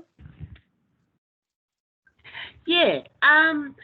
So the question that I had is maybe not specifically related to this topic, because obviously undermining it is just so multifaceted. We probably could never run out of topics for the DMR to come and talk to us about, And I understand that it probably is a little bit overwhelming for the DMR, where the public or solutionists want to engage with the DMR for whatever reason, perhaps to align towards their policies, and processes, as well as get a hold of updated information. The website is pretty great, and I did see that a lot of information has been updated. But the question is, how do we proactively, but in a respectful and professional manner, just as service providers who have solutions for the industry, as an example, engage with the DMR? That would be my question. Would it be via platforms like this, ideally, or what is the best way? Okay, thanks a lot, Dione. If you want to engage with the DMRE, there's a lot of platforms, of which this one is one of them. And we also have the RTFs, which is the Regional Tripartite Forums for the opencast surface inquiries, where operations are allowed to share information, possibly the best practices that they're practicing in their mine. We've had Anthony, the last meeting, coming into the RTF presenting about the traffic management, of which most of the people were actually happy about the presentation, and they asked for the presentation for them to actually implement in their minds. So there's a lot of platforms that you can use to engage with the DMR, and also you can call the DMR themselves and actually let them know in terms of this is what you would like to basically present. So how can you go about doing it? Then we can look at it and see if we can maybe present it in the next RTF meeting for the opencast surface inquiries. I hope I've answered your question, Dione. It definitely helps. Thank you very much. Appreciate it, Thando. Thank you. Dione, I just want to add on to what Thando says there. I think there is a perception in the market or out there that the DMR is unapproachable, and that the guys are not won't help you, and that is absolutely incorrect. Specifically in Mpumalanga DMR, Thando and her crew, if you get involved, and RTF is a fantastic forum. It really is. Things there, and it's a platform where it's an industry platform, and it really makes a difference. We share information, and I would encourage you to join those forums because it really is beneficial to you. Thank you, folks. Are there any other? Thank you. Great stuff, folks. Are there any other questions or comments for Thando?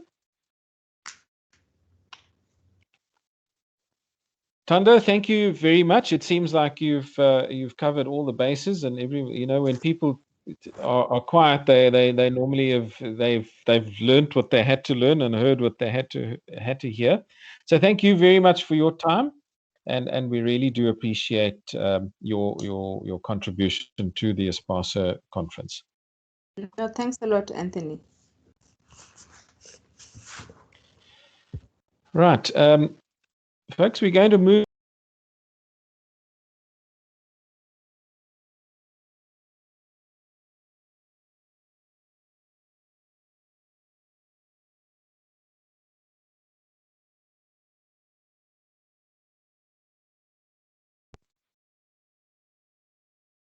Can you see it?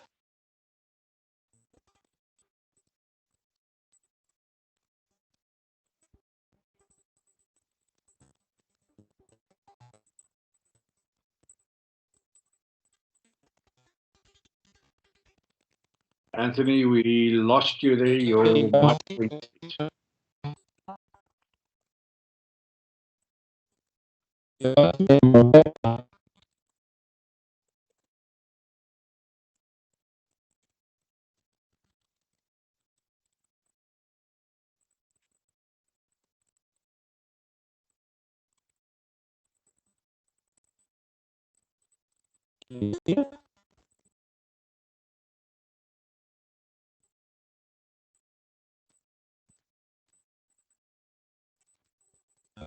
Anyone there?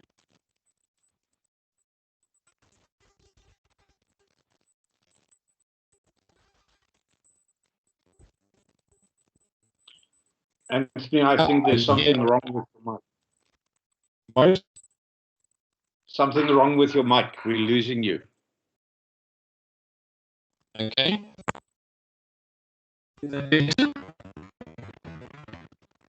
You're talking into a pipe now.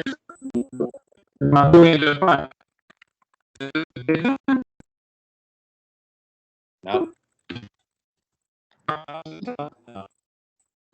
It sounds like you relocated to Australia. We can only hear didgeridoo. There we go. Am I back now? Yes, thanks. Guys, can you hear me now? We can hear you. Can hear you see my you, slide? Anthony? Okay, Yes. and my slide, is it coming up? Yes, your slide is up. Okay. All right, perfect. Folks, yes, thank you. My presentation on the environmental audit review basically is going to cover what we have been doing on the revised environmental audit for 2021 and the reasons why we've now reintroduced it, etc. So let me just go through it slide by slide, and you're more than welcome to ask questions at the end. Just a bit of background. About Face audit program, which was done by Alan Cluett, ended in 2018. And then it was a follow-on program by Lizette van der Walt. And then in 2020, we suspended the audits due to the lockdown and the COVID pandemic.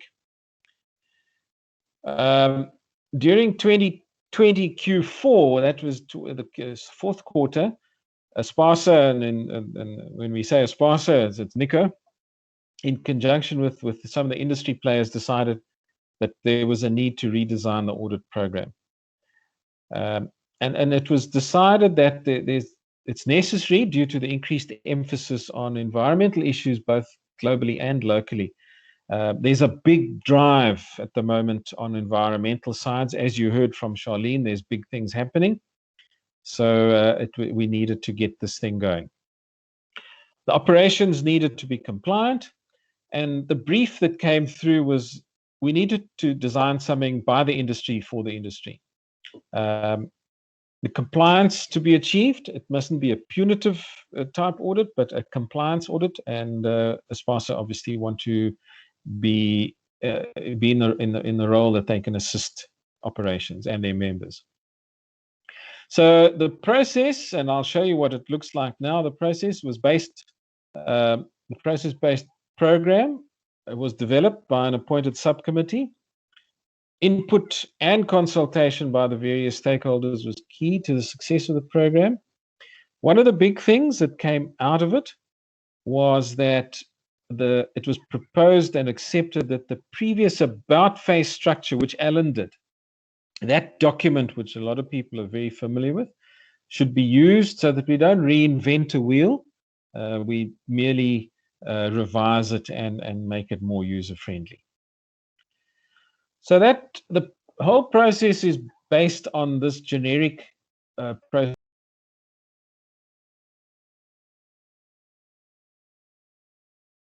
Anthony, you lost again. Block. Am I back now? Can you hear me there, Charlene? Okay. So as you can see, the process flow on which we base the revised audit process will basically cover the whole spectrum of what we do. This is a generic process flow. You may have one or two things that are fitted in somewhere else, but overall, that's what you do in an operation. And we've split the audit so that we deal with the compliance side, which is the top left-hand block, and it will be done remotely. The rest will be done on site as on that audit. So the revised audit is going to include satellite industries which are on site, and these must be included. They had to be included because they are high risk as they pose they're high risk on the environmental compliance side. The weighting of the various aspects during the audit has been revised. High risk issues carry a heavier weighting. So you'll see when the audit document, things like, do you have a mining license, or is your SLP current, or is it in place, carries a lot of percentage because it is a high risk thing. And then there's an emphasis on compliance with this audit. This is the revised audit weighting. We put it out as the proposed weighting. We asked for suggestions and for comments. We got 2. People came back to us and said this is what they think. It's pretty much the same, and the few different ones there are easy to work around. It was specifically on the compliance side. On the physical audit, everybody agreed with the weighting. Now, you will notice that EMPRs, old order mining rights, mine plans, EPAs, financial provisions, water user authorizations, those are all high risk issues, and there's a lot of emphasis placed on those. And then the very last, the bottom one, which we've included, this is new, will be a manager's presentation to the auditor on the remote audit. And there, the manager needs to demonstrate that he has an understanding of what is in the EMPR, what is on his mining rights, his mining boundaries, his mining plans. Does he understand the the legalities of the environmental side? So it's very important that the managers buy into this and will have to show us that they know what's going on. On the physical audit side, issues that have been raised, mining boundaries, hazard water management, big one, hazardous material management, dust, air, dust and noise control, then your stakeholder and community management, alien vegetations, again, satellite industries come into it. You can see it's quite a high thing there, and you'll understand just now, I'll tell you why. Environmental awareness, which is site management and staff. It's very important that the staff also know what's going on. And then the correction of compliance of audit gaps from the remote one. So you can see it's quite a balanced weighting. The document has been drawn up at this stage. It's still being reviewed, and it will encompass basically that. Folks, in terms of NEMA, the site managers or owners or people in charge of a specific area are responsible for the environmental damage, cleanup costs, and restoration. And this is in their personal capacity. I can't stress this enough. You know, Alan Cluett used to tell us we'd go to jail. And he's absolutely correct, but he used it in a little bit of, I personally think, in the wrong context. But he's absolutely correct. The legislation is in place. You are personally liable for what goes on, not the company.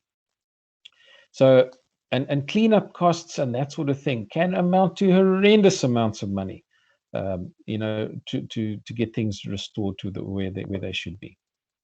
Penalties include a fine or jail time or both.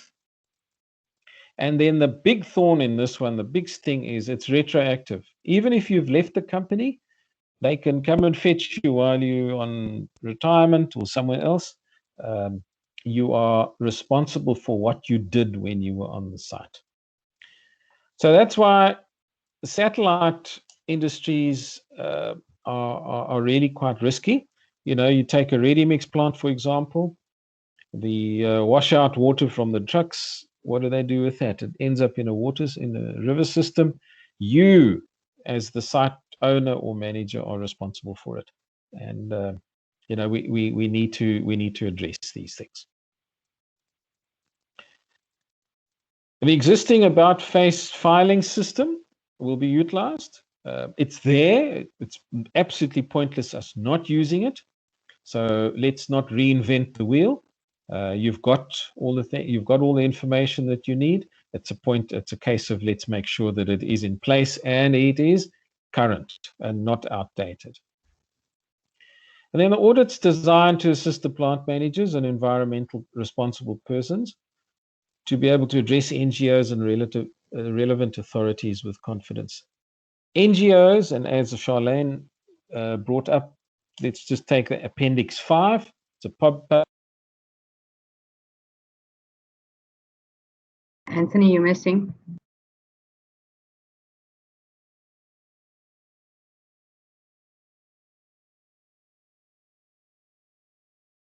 Anthony?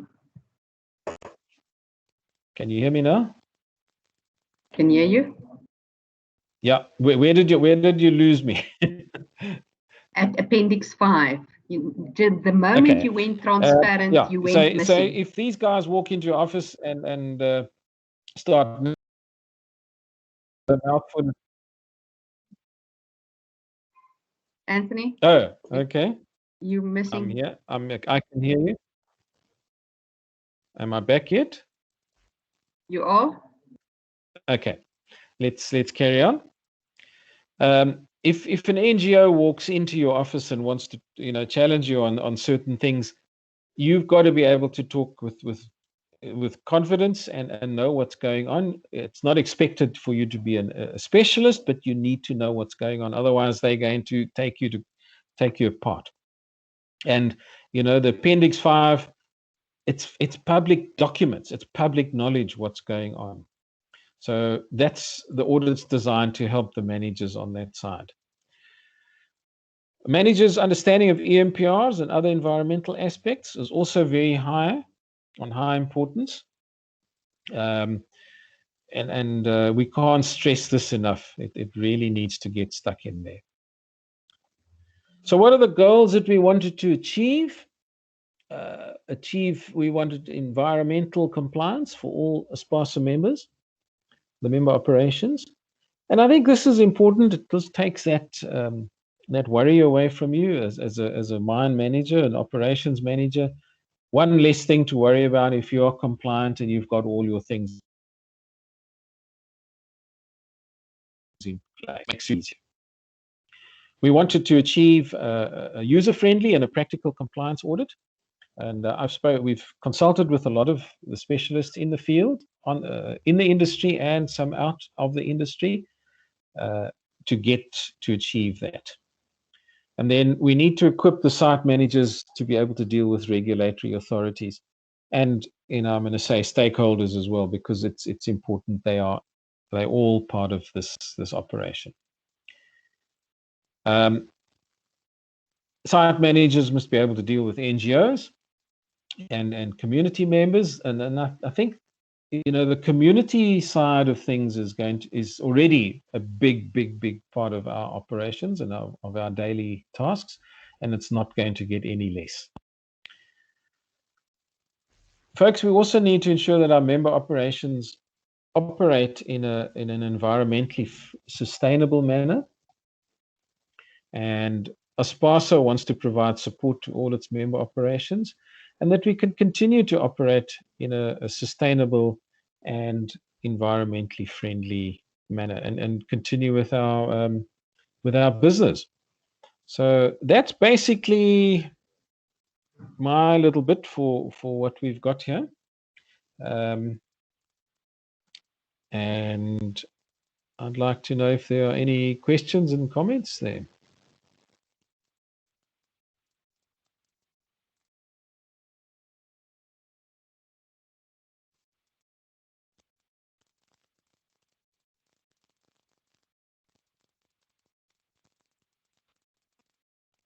Nothing? Nico?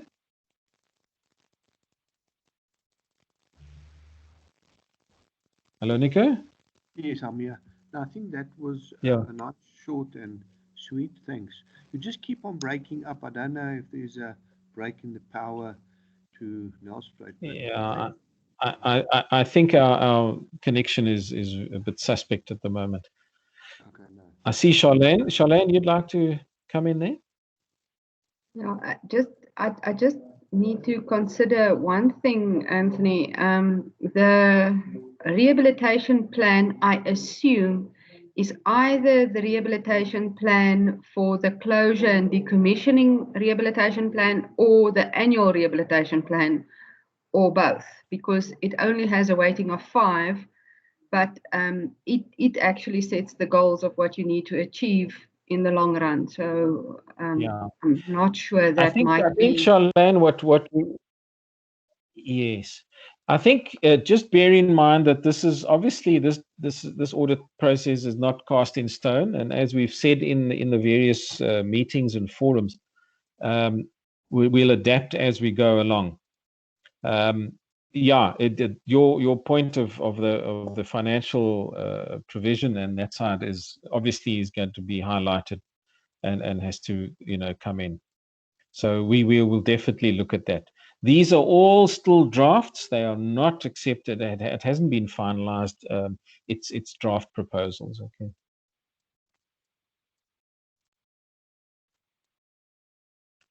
You there, Charlene?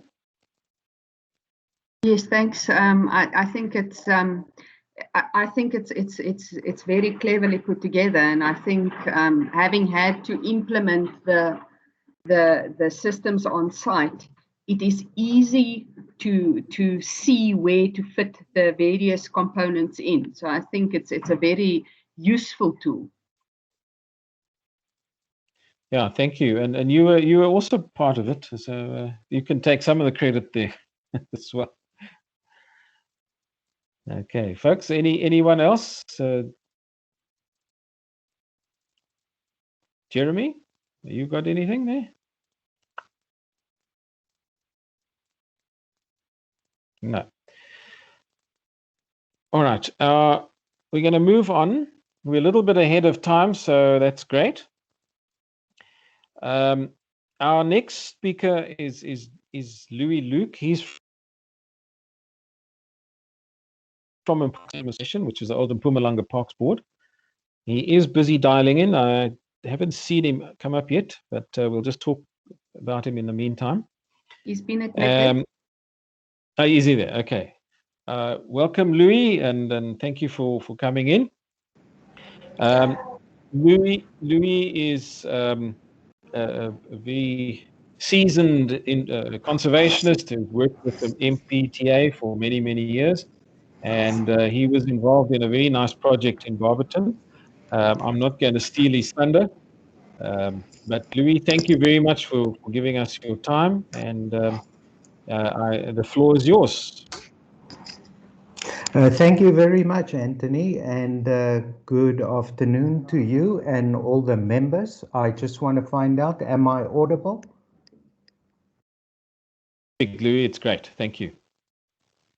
Okay, I'm going to load the presentation, and please let me know once you see it.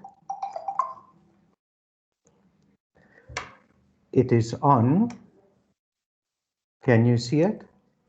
It hasn't come through yet. It normally takes a little while. Maybe 2 days or so. Okay. Yeah. It's Africa time. Yes. Is it there? Not yet. No, not yet. Sure. Not yet. Okay. Taking time. The other day when we did a dry run, it was quick. Yeah.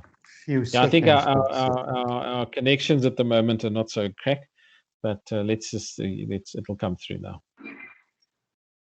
Please reload. Okay, I'm going to try.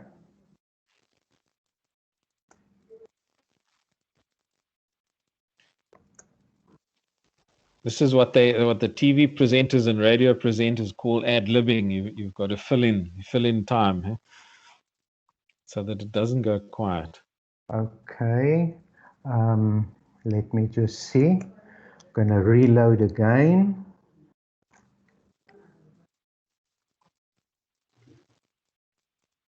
Just hang on.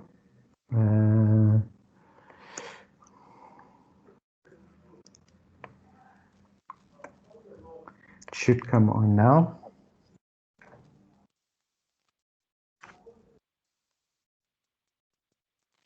While Louis is busy getting his presentation on, I just want to go back to something that Tando said in the previous, her presentation, and that is service providers and contractors. Guys, for the people in the industry, they are high risk in terms of accidents and incidents, and they are classified, and one mustn't forget it, as your employees. So you really need to, your contractor management needs to be really something needs to be good to ensure that you don't have a problem with these people. There we go, Let me Louis. open it up. Yeah, there we go. Okay, I'm going to the TV screen then. Tell me whether you can see that. Yeah, there we go. You're good. You're good to go. Okay, well, again, good afternoon, everybody. I'm going to give you a presentation on the Barberton Makonja Mountain World Heritage Site, and it's one of the projects that I worked on for many years, probably a good odd 10 years. But in any case, if I continue and we look at the purpose, and Anthony, you must just tell me once I change a slide here, whether you guys are also seeing it. So I'm on the purpose slide now, and it's really to provide information on the background of the World Heritage Site and focusing on the outstanding universal value, which we call the OUV, of the Barberton World Heritage Site. And as you may know, it is all based on the geology, the unique geology of the area, and then of course the way forward, where we are, what we've done so far, and where we're going to. Can I change, Anthony? Yeah, no, Louis, it's good. I'll tell you if there's a problem. Okay, all right. Okay, so I'm just continuing. Right, so let's just look at World Heritage Sites in general. There is 1,121 World Heritage Sites in 167 countries globally. 869 of these sites are cultural, 213 are natural. Of course, our heritage site is a natural one, and there are 39 sites that are mixed. In other words, they have OUVs of both cultural and natural. Then within South Africa, of course, our World Heritage Site, the Barberton Makonja Mountainlands World Heritage Site, is the 10th World Heritage Site in South Africa. And then collectively, World Heritage Sites globally covers an area of about 276 million hectares. Now, let me just give you a definition of outstanding universal value, and it means cultural and or natural significance which is so exceptional as to transcend national boundaries and to be of common importance for present and future generations of all humanity. So what we're talking about when we talk about outstanding universal value, it has to be so unique that the world will see it as something important to preserve for now and into the future. There's just a few pictures that you can see there. Of course, we have the pyramids outside Cairo in Egypt. We've got the Taj Mahal. In South, the next one there that you see is, that's the top right one, that is the Drakensberg Maloti World Heritage Site. Then bottom left is Mapungubwe. In the middle you've got middle bottom, Robben Island. And then also on the right hand side bottom you have the Great Canyons there. I'm continuing. So in South Africa, if we look at the World Heritage Sites, we've got the Cape Floral region, protected areas that was declared in 2004. We've got the fossil hominid sites of South Africa, declared in 1999. And of course, this is a whole suite of caves and so on, both in some situated both in Taung and some situated in Stanley.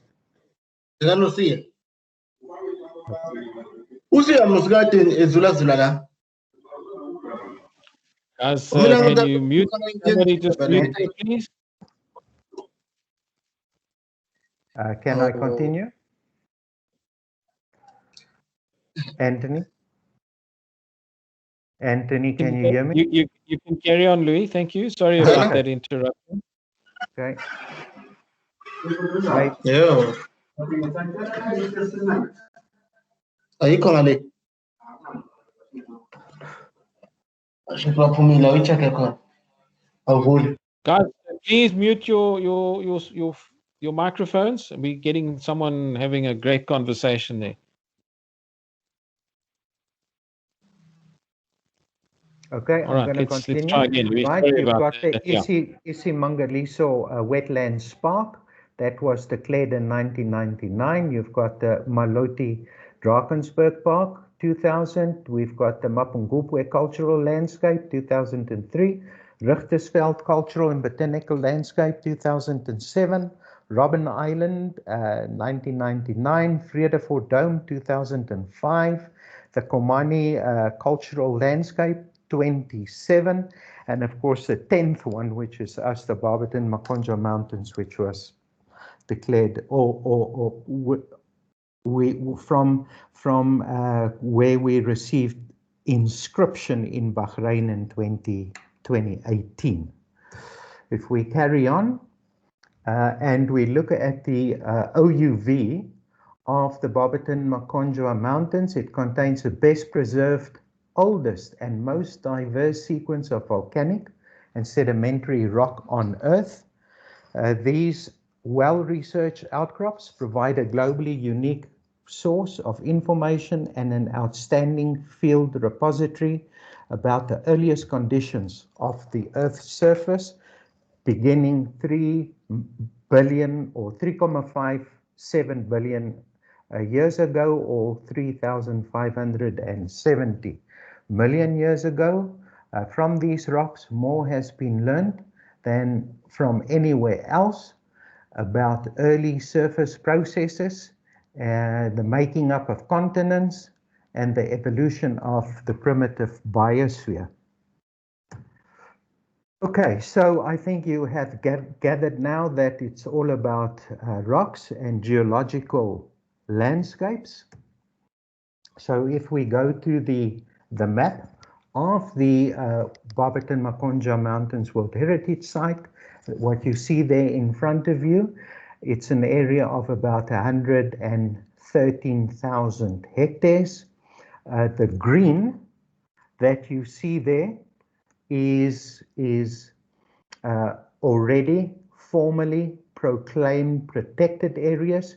The pink areas that you see there are areas that lies outside protected areas, but we have used the South African Heritage Resource Act to proclaim those specific sites in the pink areas. So there you will understand that we could not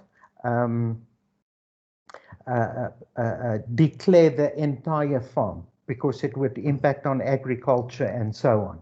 So people can still continue with their normal activities on those farms, those red dots that you see in the pink areas. However, those red dots each has a buffer of about 20 to 50 hectares, and those areas are declared, and they have to remain pristine as is, and other activities, whether it's farming, commercial, forestry, whatever the case may be, can continue except for mining. No mining allowed in a heritage site, and that is also in accordance with our National Environmental Management Protected Areas Act. If you look at section 48 there. I continue. This is just a summary of what we have. So you can see there is a good 59,000 hectares that's managed by the MTPA. Other protected areas, but formal, makes up about 16,000 hectares. And then the rest is all either timber plantations or farming and tourism. So you can see there's about 66% that makes up protected areas, with the remainder then being timber or tourism. So if we look at the existing functions, we have biodiversity management, tourism development, tourism marketing, access control, law enforcement, and then of course within the World Heritage Site we also have the Songimvelo Malalocha Transfrontier Conservation Area, and we have people currently researching the geology on the Swaziland side, because obviously those unique geological formations won't just stop at the border, it will spill into Swaziland. So once that has been completed, we can probably extend the World Heritage Site into Swaziland. So if we look at the objectives of the World Heritage Site, and it is really to develop and facilitate tourism, culture, conservation, and related economic development in the area in such a way that the natural, ecological, and cultural diversity and integrity of the World Heritage Site is maintained and managed in a sustainable way to give act to the values of the World Heritage Convention Act. That's a whole mouthful, but I think if you look at all the key words there, we made sure that we cover the whole suite. Right, so let's go then to a map that you see here, and what you see is the Archean Pluton, and that is the pink with the orange and the darker orange, I guess. And that Pluton is called the Barberton supergroup. And that consists then of 3 of these groups, which is the oldest, the lava group mainly, Onverwacht, that's the pink area. Then just above that, mainly sedimentary, that's the fig tree group. And then right on top and the youngest will be your Moody's. And that group is mainly sandstone and shale. And if you look in the bottom left-hand corner, we can see the age of this Archean Pluton, starting with your lowest formations, the oldest, which dates back about 3.57 billion years ago, to your youngest, the Moody group, which is on top, that dates back about 3.2 billion years. And this is all present within the Barberton-Makonja World Heritage Site and in the Barberton Mountains. So here is a photograph of the Earth lifetime. So if we look at the Earth there, right at the bottom left, we reckon the Earth is about 4.6 billion years old. And then there where that first little arrow is in the spiral showing 3 billion years, that is our area, the Archean area. What's interesting here, as you go around the spiral, as the world actually cooled down and developed, you're going to see that man here in the Pleistocene. I don't know whether you can see the arrow, but it's somewhere here. There is a guy cooking a T-bone, and man is not older than 2 million years, man as we know it today. So very young ourselves as human beings, if we compare it to the age of the actual Earth. If we just go to a more simple Earth life timeline, you can see the Barberton Mountains where you see the arrow, bottom left. We are in that Archean period, dating back to the 3.5 billion years. And then you can see all the different eras or epochs above that to where man is standing up there with his old Ford F100. Right, I'm continuing. This is an electron microscope photograph, which we think is the first life on Earth, which was bacteria. And obviously these were stained And those red nodules that you see there is the actual bacteria. I'm continuing a little bit after those single bacteria, you started to get a aggregation of bacteria which we call cyanobacteria. Now, cyanobacteria is the only type of bacteria, even today still, that can photosynthesize. So what you see in this rock are these striations. They're not lying flat, and some of them are actually blipping, as we call it. So they are making these little humps in those striations. And what we just generally refer to them as is we call them biomats. And this is a whole aggregation of layers of cyanobacteria, and obviously it occurred in very shallow water. So as these biomats were covered with sand, some of them, most of them may have died off, but you see some of them would have secreted some lime, and they would push above that sediment, and so it continued, and some would die off. And it's also during this time that we are that we think that was really the start of mass oxygenation of the atmosphere. And obviously over another billion years or so, organisms obviously developed from what we see here in the rock. Now, a lot of these biomats we think would be globally, not just up in our mountain areas, would be very shallow lagoons or very shallow areas where the sea would meet land. And these algae, blue-green algae is another word for them, or the biomats, would then grow in those shallows. And because they can photosynthesize, of course, they gave off a lot of oxygen. And that is where life really, really started. Okay, this is just a electron magnification once again, so that you can see those stromatas that formed within these layers of those biomats. This is quite an interesting photograph, and this was taken also up in the Makonja Mountains, and it is called the Dicedale Syncline.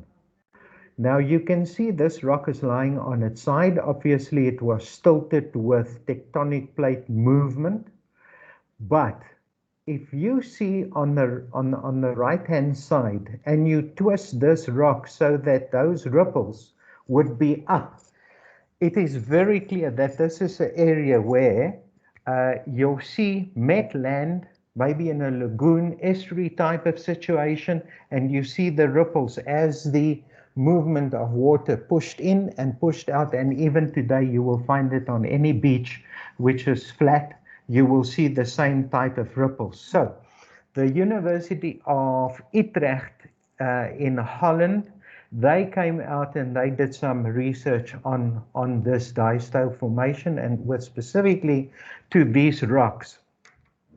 And what they have found, and they looked at these striations. You see these black striations here. They actually told us that it's an area where the sea meets land. It dates back about 3.2 billion years.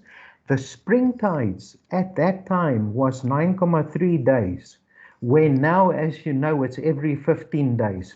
So what it's showing us, the moon's gravity, the moon is slowly moving away at a distance of about 2.3 centimeters from Earth every year. And your dark moon and full moon phase, which is now 15 days, used to be 9,3 days. That's because, of course, the moon was much closer to the Earth. So what can one call it? The path that it took around the Earth was much tighter, and of course the path that it's taking now is much wider. That is why your spring tides or your dark moon, full moon is now every 15 days. Yeah. Here is also something very interesting, and these are tidal sands, also dating back to about 3,2 billion years ago, and in the same Dicedale syncline, but just higher up. And this is one of our geosites that you will also find if you go on the geo trail, that you will find it's probably stop number 3 or 4 on your right hand side. And here's a very clear indication of how the tide would push inwards onto the land, and look at those 2 arrows pointing to the right. And then as the water, it's now going towards low tide, as the water recedes again, the water runs back, and you can have a look at that top arrow facing to the left. So very clear indication here of water movement, pushing onto the Earth and then moving away. Also in a type of an estuary or a type of a lagoon situation. Slowly pushing the water forward with the sand and dropping those very dark striations that you can see there. They are all bowing forward, and this is how the water pushed them towards land. And when you move back, you can see these bowing is now the other way around. So it is now basically being pulled back into the sea.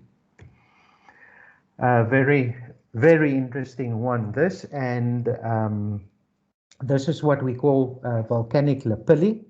And this is the first time where, with plate tectonics, where volcano, the vents or the mouth of the volcanoes was pushed out above sea level, meaning it could spew out ash and dust and these little rocklets. I'm going to go to the next slide so that you will see what I mean, because it's also electron image.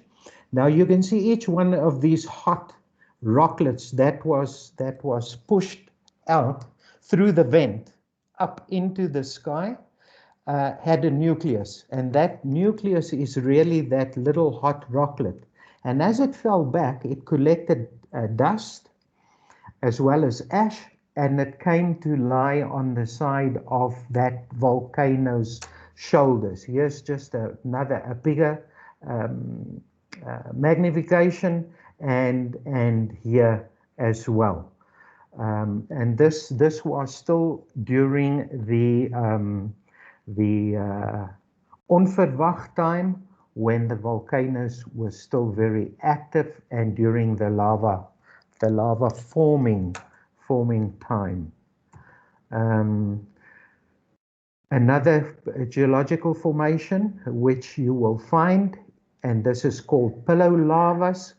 Pillow lavas is basically where very hot molten lava is pushed through fissures through underneath the surface of the sea, and it obviously runs on top of one another as they are pushed out because of pressure. Now, what happens with these pillow lavas is that they would run forward with the hot lava in the middle, running forward, and the outside touching the seawater, that starts solidifying. And you would end up with a whole whack of hollow tubes, because obviously the hot lava has run forward and just left these hollow tubes behind. These hollow tubes then, over many, many billion of years, fills up with sediment.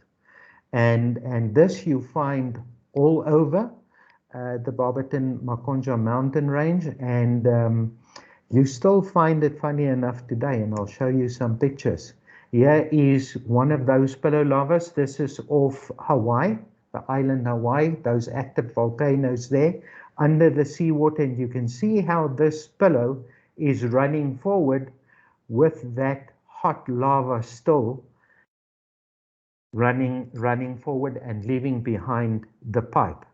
If we go to the next one, that is what it will look like now that it is cooled off. These are very recent, so it really looks like spaghetti that has formed. So this is one of the Lebombo sites where a lot of all the different rock is on display, and you have on each display too information, what will one call it? Information sign. Are you guys still there? Because it's extremely quiet. I hope I'm not talking to myself. Oh, all right. Okay, right. Right, I'm going on to the next one. Here you have a banded iron formation.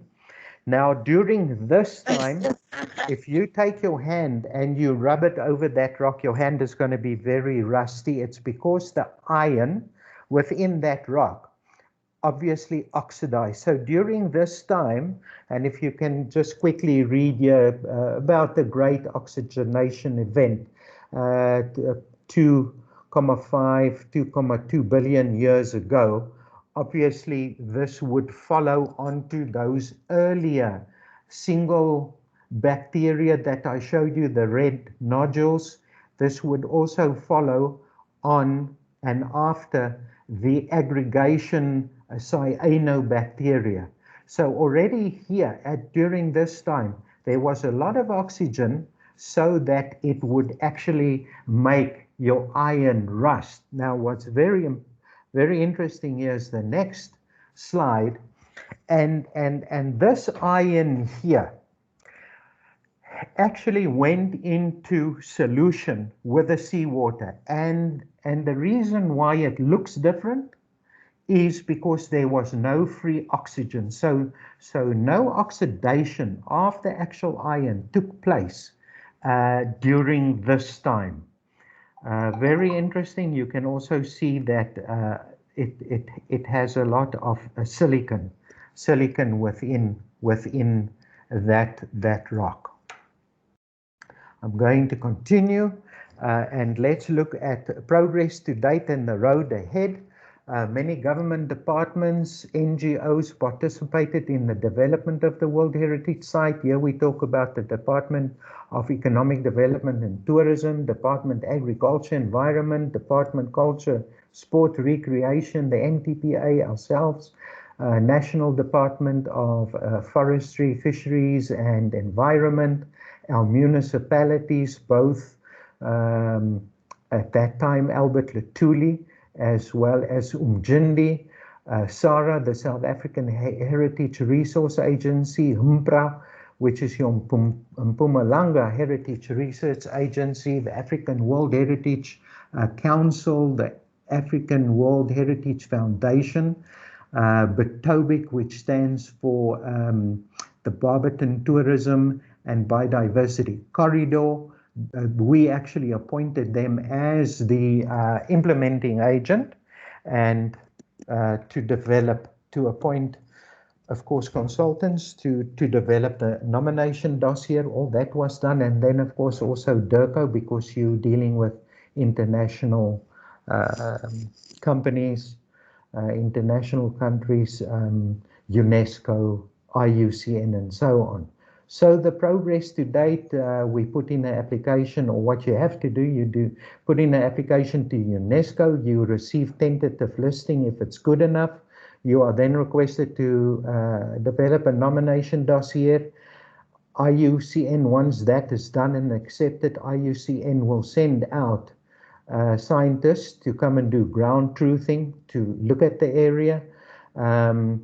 Your nomination dossier is then submitted to UNESCO, where the World Heritage Committee then gives you inscription. And that was all done. That was all followed. Our minister then needs, and she has done that, the intent to declare the World Heritage Site. That has already been done in a government gazette. We have received public comment. We have commented on the public comments. That has all been done. And we are just waiting now for the final declaration and appointment of a management authority, which should happen in the next, I would say, no longer than the next month. It is, the minister has signed off on it, so it should be published in a government gazette very soon. So the minister will appoint the management authority. At this stage, it would be the MEC of the Department of Economic Development and Tourism. And the minister will also declare the World Heritage Site in a government gazette notice, and we are just waiting for that. In terms of funding, we have already planned the Visitor Information Center in Barberton. So when visitors visit, they will first go to the Visitor Information Center. There we will have obviously a display of all the rock types, what you can see in the mountains, photographs and so on. And we are thinking of having then trained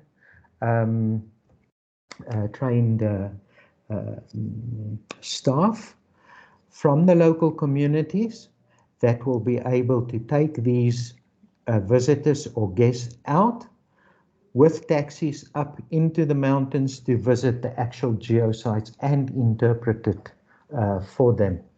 Then, of course, the construction of geosites, signage, gateways, and nodes, that must still be done. We're going to expand on the geosites, and then we also have to appoint a geologist. This will happen in this financial year 2021-2022. And yes, thank you very much, Anthony. I think you're the chairperson. Can I leave it to you? Any questions? Thank you, Louis. Yeah, that was, wow, quite an eye-opening presentation. I didn't realize it was that deep. But thank you very much, folks. Are there any questions, comments? You have an absolute specialist in the field of this of the World Heritage Sites available. So use it. Let's talk to Louis. While people are thinking, Louis, my one question, which I noted, is what Sure. are you going to do, or how do the existing gold mines that are in that area, how does that fit in with the whole issue? Okay, yeah, that's a very good question. Anthony, you will see that there are actually some of our protected areas that we excised from the World Heritage Site. The reason for that is that our legislation is very clear. It says no mining within a World Heritage Site. Now, the fact that some of this mining occur in some of these protected areas is for the following reason. The mine was there before the actual protected area was proclaimed, meaning we see that mining as lawful mining. But should you want today apply for a mining prospecting permit or a mining permit or a mining license, or maybe even your quarrying, because I think that is regarded as mining too, depending on the volume of rock or soil that you're going to remove, that will not be allowed within the World Heritage Site, as you saw on the map. And I can quickly go back to that map. And it's not because we hate you. It is just the way it is. It's within. So that is the map. So within any of the pink or any of the green, no mining. Mining may happen outside the World Heritage Site as lawful mining, and that is happening. That is happening. So you have Sheba Mine, you have Fairview Mine. They are falling outside. And if you can see, I'm moving my cursor here. They are falling outside the World Heritage Site. They are situated here, the mines. That's Barberton as you see it there. But they are regarded as lawful mining. The Act makes provision for that simply because they were there before the protected area was proclaimed. Okay, I hope that clears that one up. Yeah, thanks, Louis. Yeah, that's because there's quite a lot of activity there, so it would have an impact on the protected site. Folks, are there any other questions or comments? It seems not. Louis, thank you very much for your time and the very interesting presentation you put forward to us. We really appreciate that. And folks, Louis is. We actually were just in time because he's going to go and catch fish in Knysna now from the end of the month. I think it is, Louis. Eh? Yes, that's correct. I'm retiring. Time to retire, and I will be up there in the Western Coast. In a little coastal dorpie called Sedgefield. And if you want to come and visit me, you're probably going to find me 99% of the time on the lakes or at sea doing some fishing. Great stuff. No, great, Louis. Thank you. Enjoy it, and we'll certainly speak to you again. Thank you very much for your time. You guys are very welcome. Hope you enjoyed it. Bye. Thank you, Louis. We did indeed. Thank you. Okay, we're ahead of schedule, which is great. I'm just going to do a quick one for everybody on PDS and the review. Can you see my screen yet? Not yet. Anybody else? Not yet? Okay, it'll come.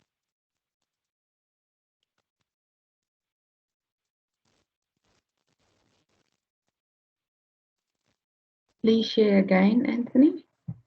Okay, there we go. There we go.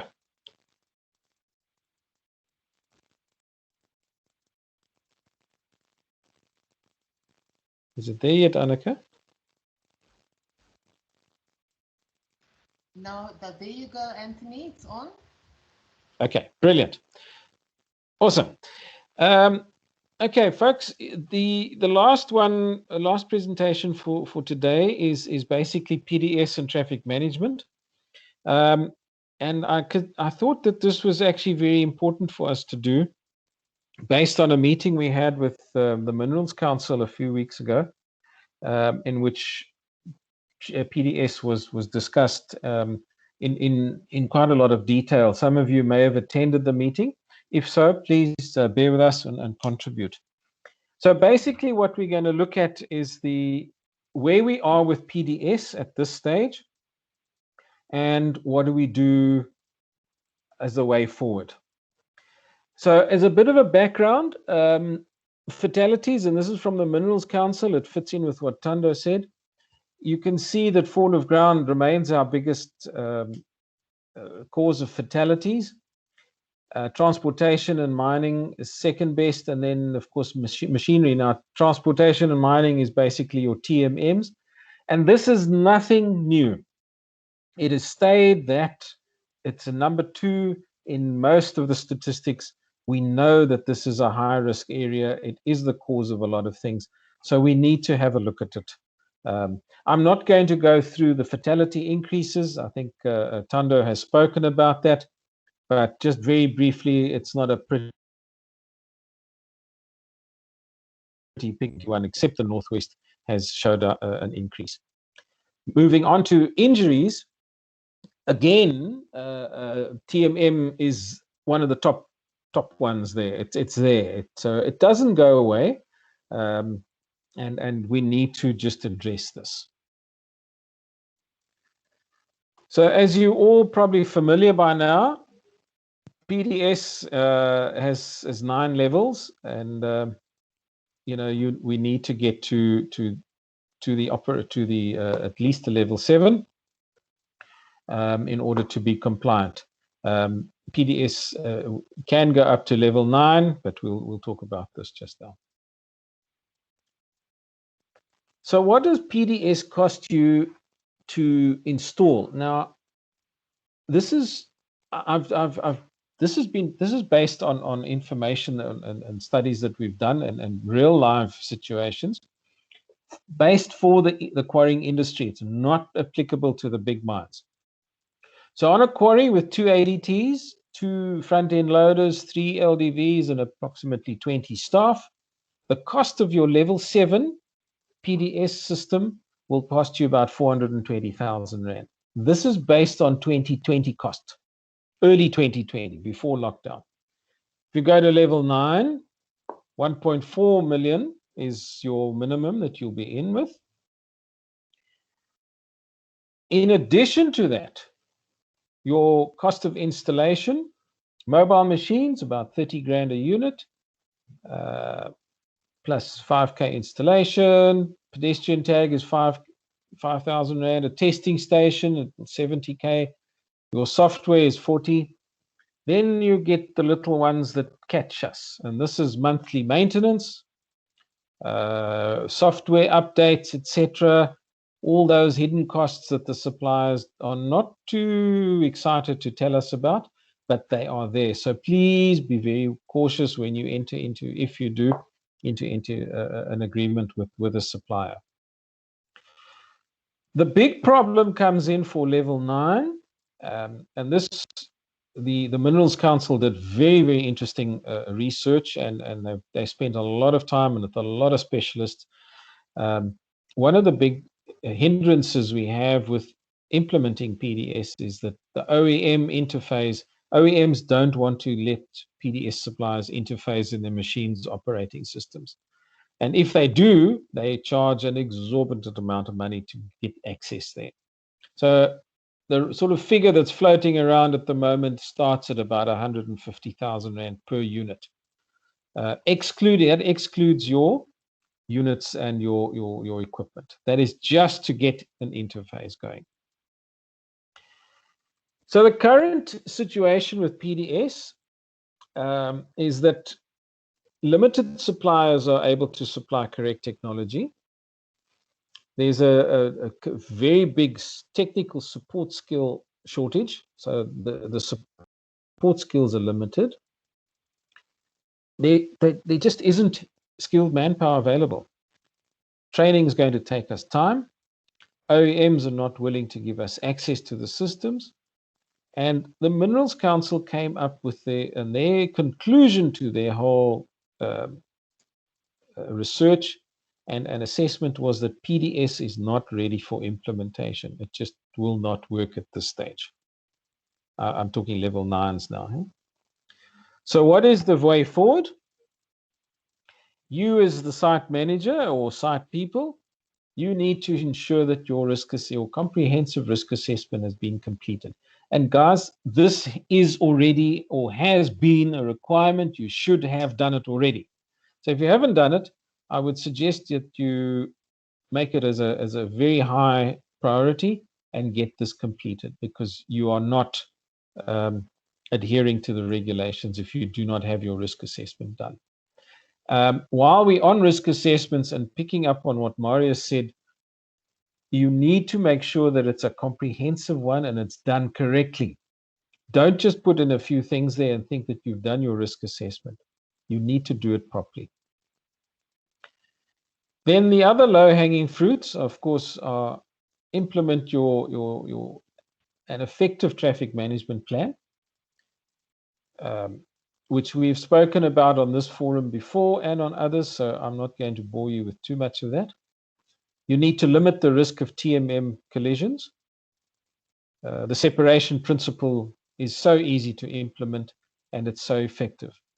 And you also need to limit the risk of TMM pedestrian interaction or collisions, which is also based on the separation principle. I want to really put it out there, and I don't want to sound like I'm the head boy here in the school and telling you all what to do, but by delaying the of your traffic management plan, you are exposing your staff to unnecessary risk. And you're creating a potential for injuries and fatalities. And guys, 31As that are on the call, you are responsible. Remember that. So the objective of traffic management, and I'm going to just cover it very briefly here, is to achieve zero harm. And I think that that is something that we all are striving for. Nobody has come to work to hurt anybody, and least of all to kill somebody. So let's embrace the zero harm thing honestly and seriously, and let's do everything we can to achieve this. The quarrying industry is doing well, and let's take it to a new height and really get it. You know, let's be a leader in the mining industry. So traffic management deals with the safe movement of people and vehicles. It's a requirement from the Mine Health and Safety Act that you take reasonably practical measures to ensure that pedestrians are prevented from being injured. I'm not going to carry on with that. And where there is significant risk, you need to make sure that you have put measures in place that prevent that or that mitigate that risk. So why do we do traffic management? This picture, I think, tells it all. This is everyone's nightmare. We didn't come to work to do this. And the ripple effect of an accident like that, in which coincidentally there were 3 people in the Toyota Condor, which is under that dumper. It's not just them and their families, the driver, the operator, the rest of the staff. It's an exceptionally traumatic event, and it is preventable. It really and truly is preventable. So MOSH, and please, you must use MOSH as well. They are really good guys, and they're very willing to help. The notion that a specific unwanted event has not happened for any number of years at an operation is not a justification for ignoring the hazard. Guys, we've noticed this with a lot of operations. The guys say, we've never had an accident. This road works fine. We've never had an accident. Well, that's really the wrong approach to take. You need to say, could there be one? Is the risk high? Have you done your risk assessment? And if you rate it correctly and it comes up with high, do the right thing and put your mitigating controls in. Just a little bit of an example of things that we did. This is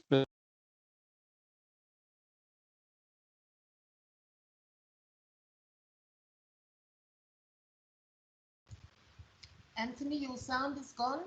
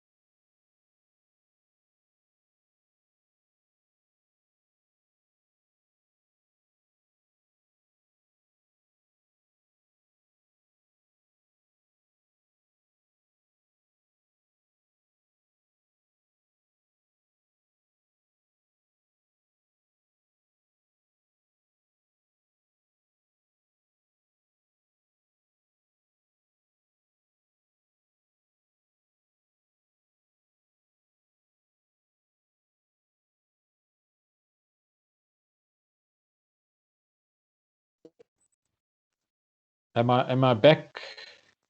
Am I back with you? Yes. We can hear you. Yes. Okay, great. All right. As I was saying, and I think I lost you with when I said the berms for pedestrian walkways.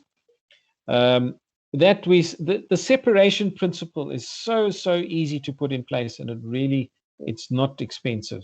So you separate a physical barrier, and when I say a physical barrier, put in a decent berm, exceed the minimum requirement in order to keep people apart from each other. Things like unused benches, close them off. Even if it's temporary, close it off, and you know, you don't have people going where they shouldn't go. Just for a bit of fun and a bit of a interesting thing, you have a look at where the water is in this quarry. At the moment, after Cyclone Eloise, that entire bottom floor is full. So we've closed off the entire bench, the entire bottom level. We can't access it anymore. It's too much water, which is brilliant. At the primary tip area, you can see we've separated LDV parking on one side. We've separated pedestrians there. You can see there's a berm in between pedestrians and TMMs. One-way circulation. And you just need to think a little bit to make sure that your flow is easy and that you've separated correctly.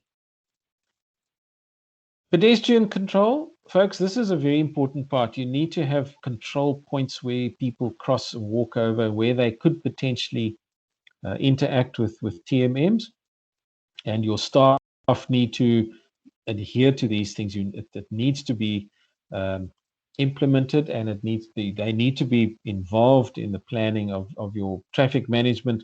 Otherwise, you're doomed to failure. So please get your guys involved from the planning stage through the implementation stage, and as you continue, modify it with their assistance and their input. It's vitally important.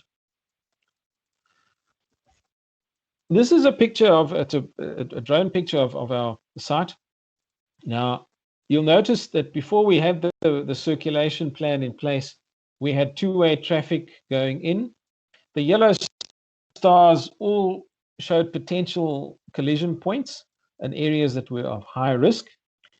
And we scratched our heads and we looked, how were we going to sort this lot out? We didn't have space, and we really didn't know where we were going. But with a bit of innovative thinking and consulting and asking everybody what they thought and how could we fix this up, we came up with quite a simple solution, and that is we just changed the direction. We separated down the middle. We put in a few one-way directions with the correct signage. We educated the operators. We educated the plant staff. Our biggest difficulty was to educate the drivers, the loading material. But once we'd done it for a month or two, it started running very smoothly. And today it actually is, it's just second nature to everybody that comes in here, and everyone that works here works on a very safe environment. The cost, you're going to have time and effort, a bit of your machine usage, just your front end loader is all you need, a little bit of expenditure for signage, really not a lot. It's stuff you would have in any case, a huge amount of common sense and a huge amount of commitment and effort. And I can't stress the commitment and effort enough. That from the site managers and operational people, that is the success or failure of your traffic management will depend on whether you are, as a site manager, are committed to having this thing working. The returns, safer environment for all on site, and that to me was the absolute best return of the whole lot. You have a safe flow of TMMs and trucks. We had reduced congestion at critical points, particularly with the loading at stockpiles. It's really controlled, and it doesn't. It just reduces. The whole thing is about reducing risk. We've noted an improved productivity. Our tons per hour has gone up, and then of course we've got an improved and effective control of the traffic on site. And when I say the control of traffic on site, with our implementation of the traffic management plan, we we took it, not a very popular one, but we took a decision that any truck coming onto site to collect material had to comply with our regulations. And I'm now referring to, is the driver licensed? Is the truck licensed? Is the truck roadworthy? And all those things which a lot of people tend to look the other way. And we have turned away a lot of vehicles that are not compliant because we're simply not willing to compromise our standards on this. So it's a decision that you will take individually, and it might sacrifice a few rand with lost sales, but I can guarantee you those trucks we turned away, majority of them came back and they were compliant. That's all I have on the review of traffic management. And if there are any questions and things, please feel free. Marius. Thank you, Anthony. You were talking about the cost of PDSs and the full implementation thereof. Just for interest's sake, I was recently involved at a big open cast mine, not a member of ASPASA, but somebody else, where we had to revise their code of practice for TMMs and all their procedures that goes with it.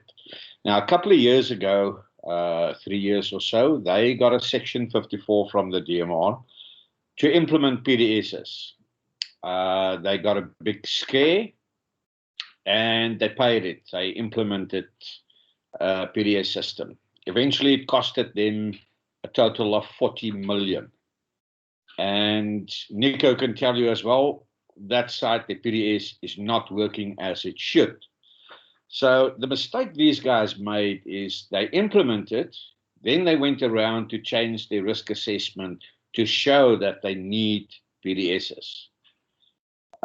We revised the risk assessment now, and the risk assessment actually shows that they don't need PDSs.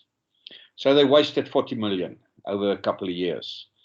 But they're going to keep the PDSs running in the mining area as an additional control.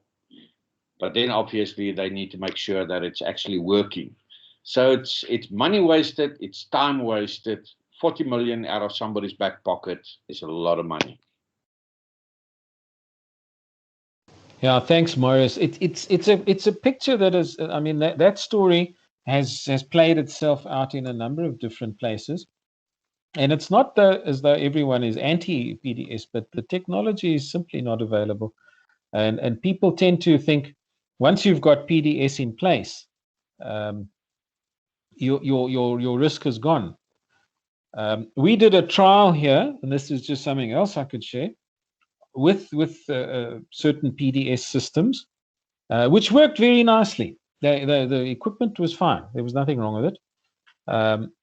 But without your traffic management plan in place, the effectiveness of that PDS system is reduced by probably 50 to 60%. So honestly, the easy way to get your site safe is to get your traffic management plan in place, and to get it operational and keep it running. And guys, I just want to use one of Nico's sayings. Please don't think a berm is a few white stones that you've put in place.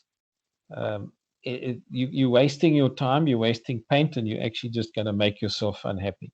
Put in a decent berm with some material, at least 1.5 meters high, so that it is nice and broad and can actually physically separate people from machines.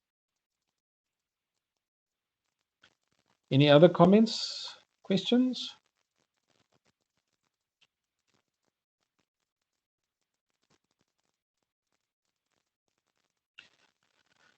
Okay, we've sort of come to the end. We're a little bit early, which is fabulous. Thank you very much.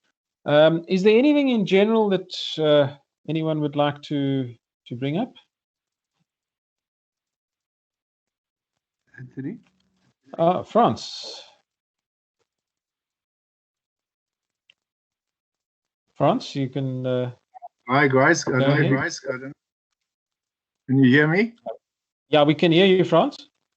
Okay, I'm speaking here on behalf of Barry Pierce as well, who couldn't make it due to the fact that he's on the SANUS assessment. And I would just like to say there is some good news in the offing in terms of the laboratory and the testing of your products. There are videos that are just about ready to launch to show exactly how those tests should be done, which could be used as a very valuable training tool. And of course, we are ready and able to go with assessments. What we may have to should consider maybe is doing partially remote assessments to keep the costs down, which was definitely a problem during the early stages when it started in 2019. Thank you. I don't know if there's any questions. Thank you, France. Yeah, no, I think that's also quite a relevant topic at the moment. Eh? Nico, you next, and then it's Thando. Thanks, Anthony. I just wanted to, I think maybe Marius mentioned it, but maybe it didn't come out clearly. On the 18th of March, we're having the awards, and I think that circular would be going out today or tomorrow, or wherever. We're having the awards for the health and safety audits that were done last year. There weren't too many done, but there were people that did well. And we were asked to still continue with the awards. So it's on the 18th of March. It'll also be on Teams. If you want to join, please join. The guest speaker will be Advocate Paul Marden from Solidarity, who's one of the main people on Mine Health and Safety Council, and he's going to do a talk for us. Thanks. Thanks, Nico. Thank you very much for that. Thando? Thanks, Anthony. I'd like to thank the ASPASA for inviting the DMR to join the meeting. It was a fruitful meeting. And also, I would like to say that everyone is welcome to join the RTF. We're having meetings on a quarterly basis. I will leave my the email address on the chat box, so that you can forward me your details, so that I can be able to send you an invite once we have the meeting. Thank you. Thank you, Thando. Yeah, no, it's only a pleasure to have you here. Guys, please join the RTFs. It really, and you know, Thando and them run it really nicely. It's really constructive, and it makes a huge difference to your operation and the information that is shared. So please, we invite you. And I think I can say it from ASPASA side, Nico, I hope you don't mind, but we encourage the people to be part of the RTFs. Definitely.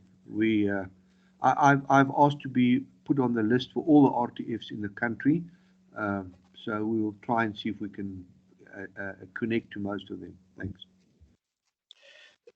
Guys, as well, just to share something with you, you know, the RTF, you're not just restricted to Mpumalanga one. You can join in with the other guys. I mean, I've done presentations on the Eastern Cape one, KZN RTF. So, you know, we're sharing information in the industry, and I think it is vitally important that we continue to do this, because good best practices can only make safer sites, and that's what we are really trying to achieve, is zero harm. Thando. Anthony, one last thing. I would like to encourage the employers to encourage their women in the mining industry to join the Women in Mining forums, so that they can be able to be actually empowered in terms of with regards to mining industry and health and safety around the mining industry. Absolutely, Thando. Yes, thank you for bringing that up. That was something we didn't cover today. Yeah, also a very important part. So, folks, yeah. And while we're talking on RTFs, please send your staff. It doesn't help you send the manager only. or the foreman. Send the guys that are on the plant or the operators. Just select 1 or 2 for each meeting, and those people come back with a whole new picture of what's going on, and they really make a difference to your site. Anthony? Yes, Nico. I just want to tie in with what Tando said. Yesterday we had the young professionals. We had Dr. Letitia van der Merwe, who's now going to, for ASPASA, we're now going to push this women in mining. We've already spoken to university, and we're going to start doing things for women in mining, which is a very big thing in our minds. Thanks. Thank you. Oh, brilliant. Brilliant, Nico. Thank you very much. Yeah, Tando, I think there's a very positive step that's come from from the industry body, which I'm sure will make a difference. France, is your hand up, or is that an old hand? It's an old hand. In more ways than one. Wonderful. Thank you very much. Okay. Are there any other things, anything else that anyone would like to just mention? Marius, you're very quiet. Nothing else from you? Nothing else from me, Anthony. Thanks a lot. Happy to. Good. Nico, if you'd like to just close off, and then we can end it. I want to elaborate and take your time further. Thanks, Anthony, for chairing this. It went well. Thanks for everybody that spoke. You did excellent. And then just to remind you all that this will go onto the YouTube. What you do is you go to YouTube, you type in ASPASA, and it brings you to the meetings. So thank you all. And yeah, we'll have another one this time next year. So please keep it in mind. We're having regional meetings in other regions too. Go well, and thanks everybody for joining. Thank you, Nico, and everybody. Thank you so much for attending, and it really was a pleasure to present this.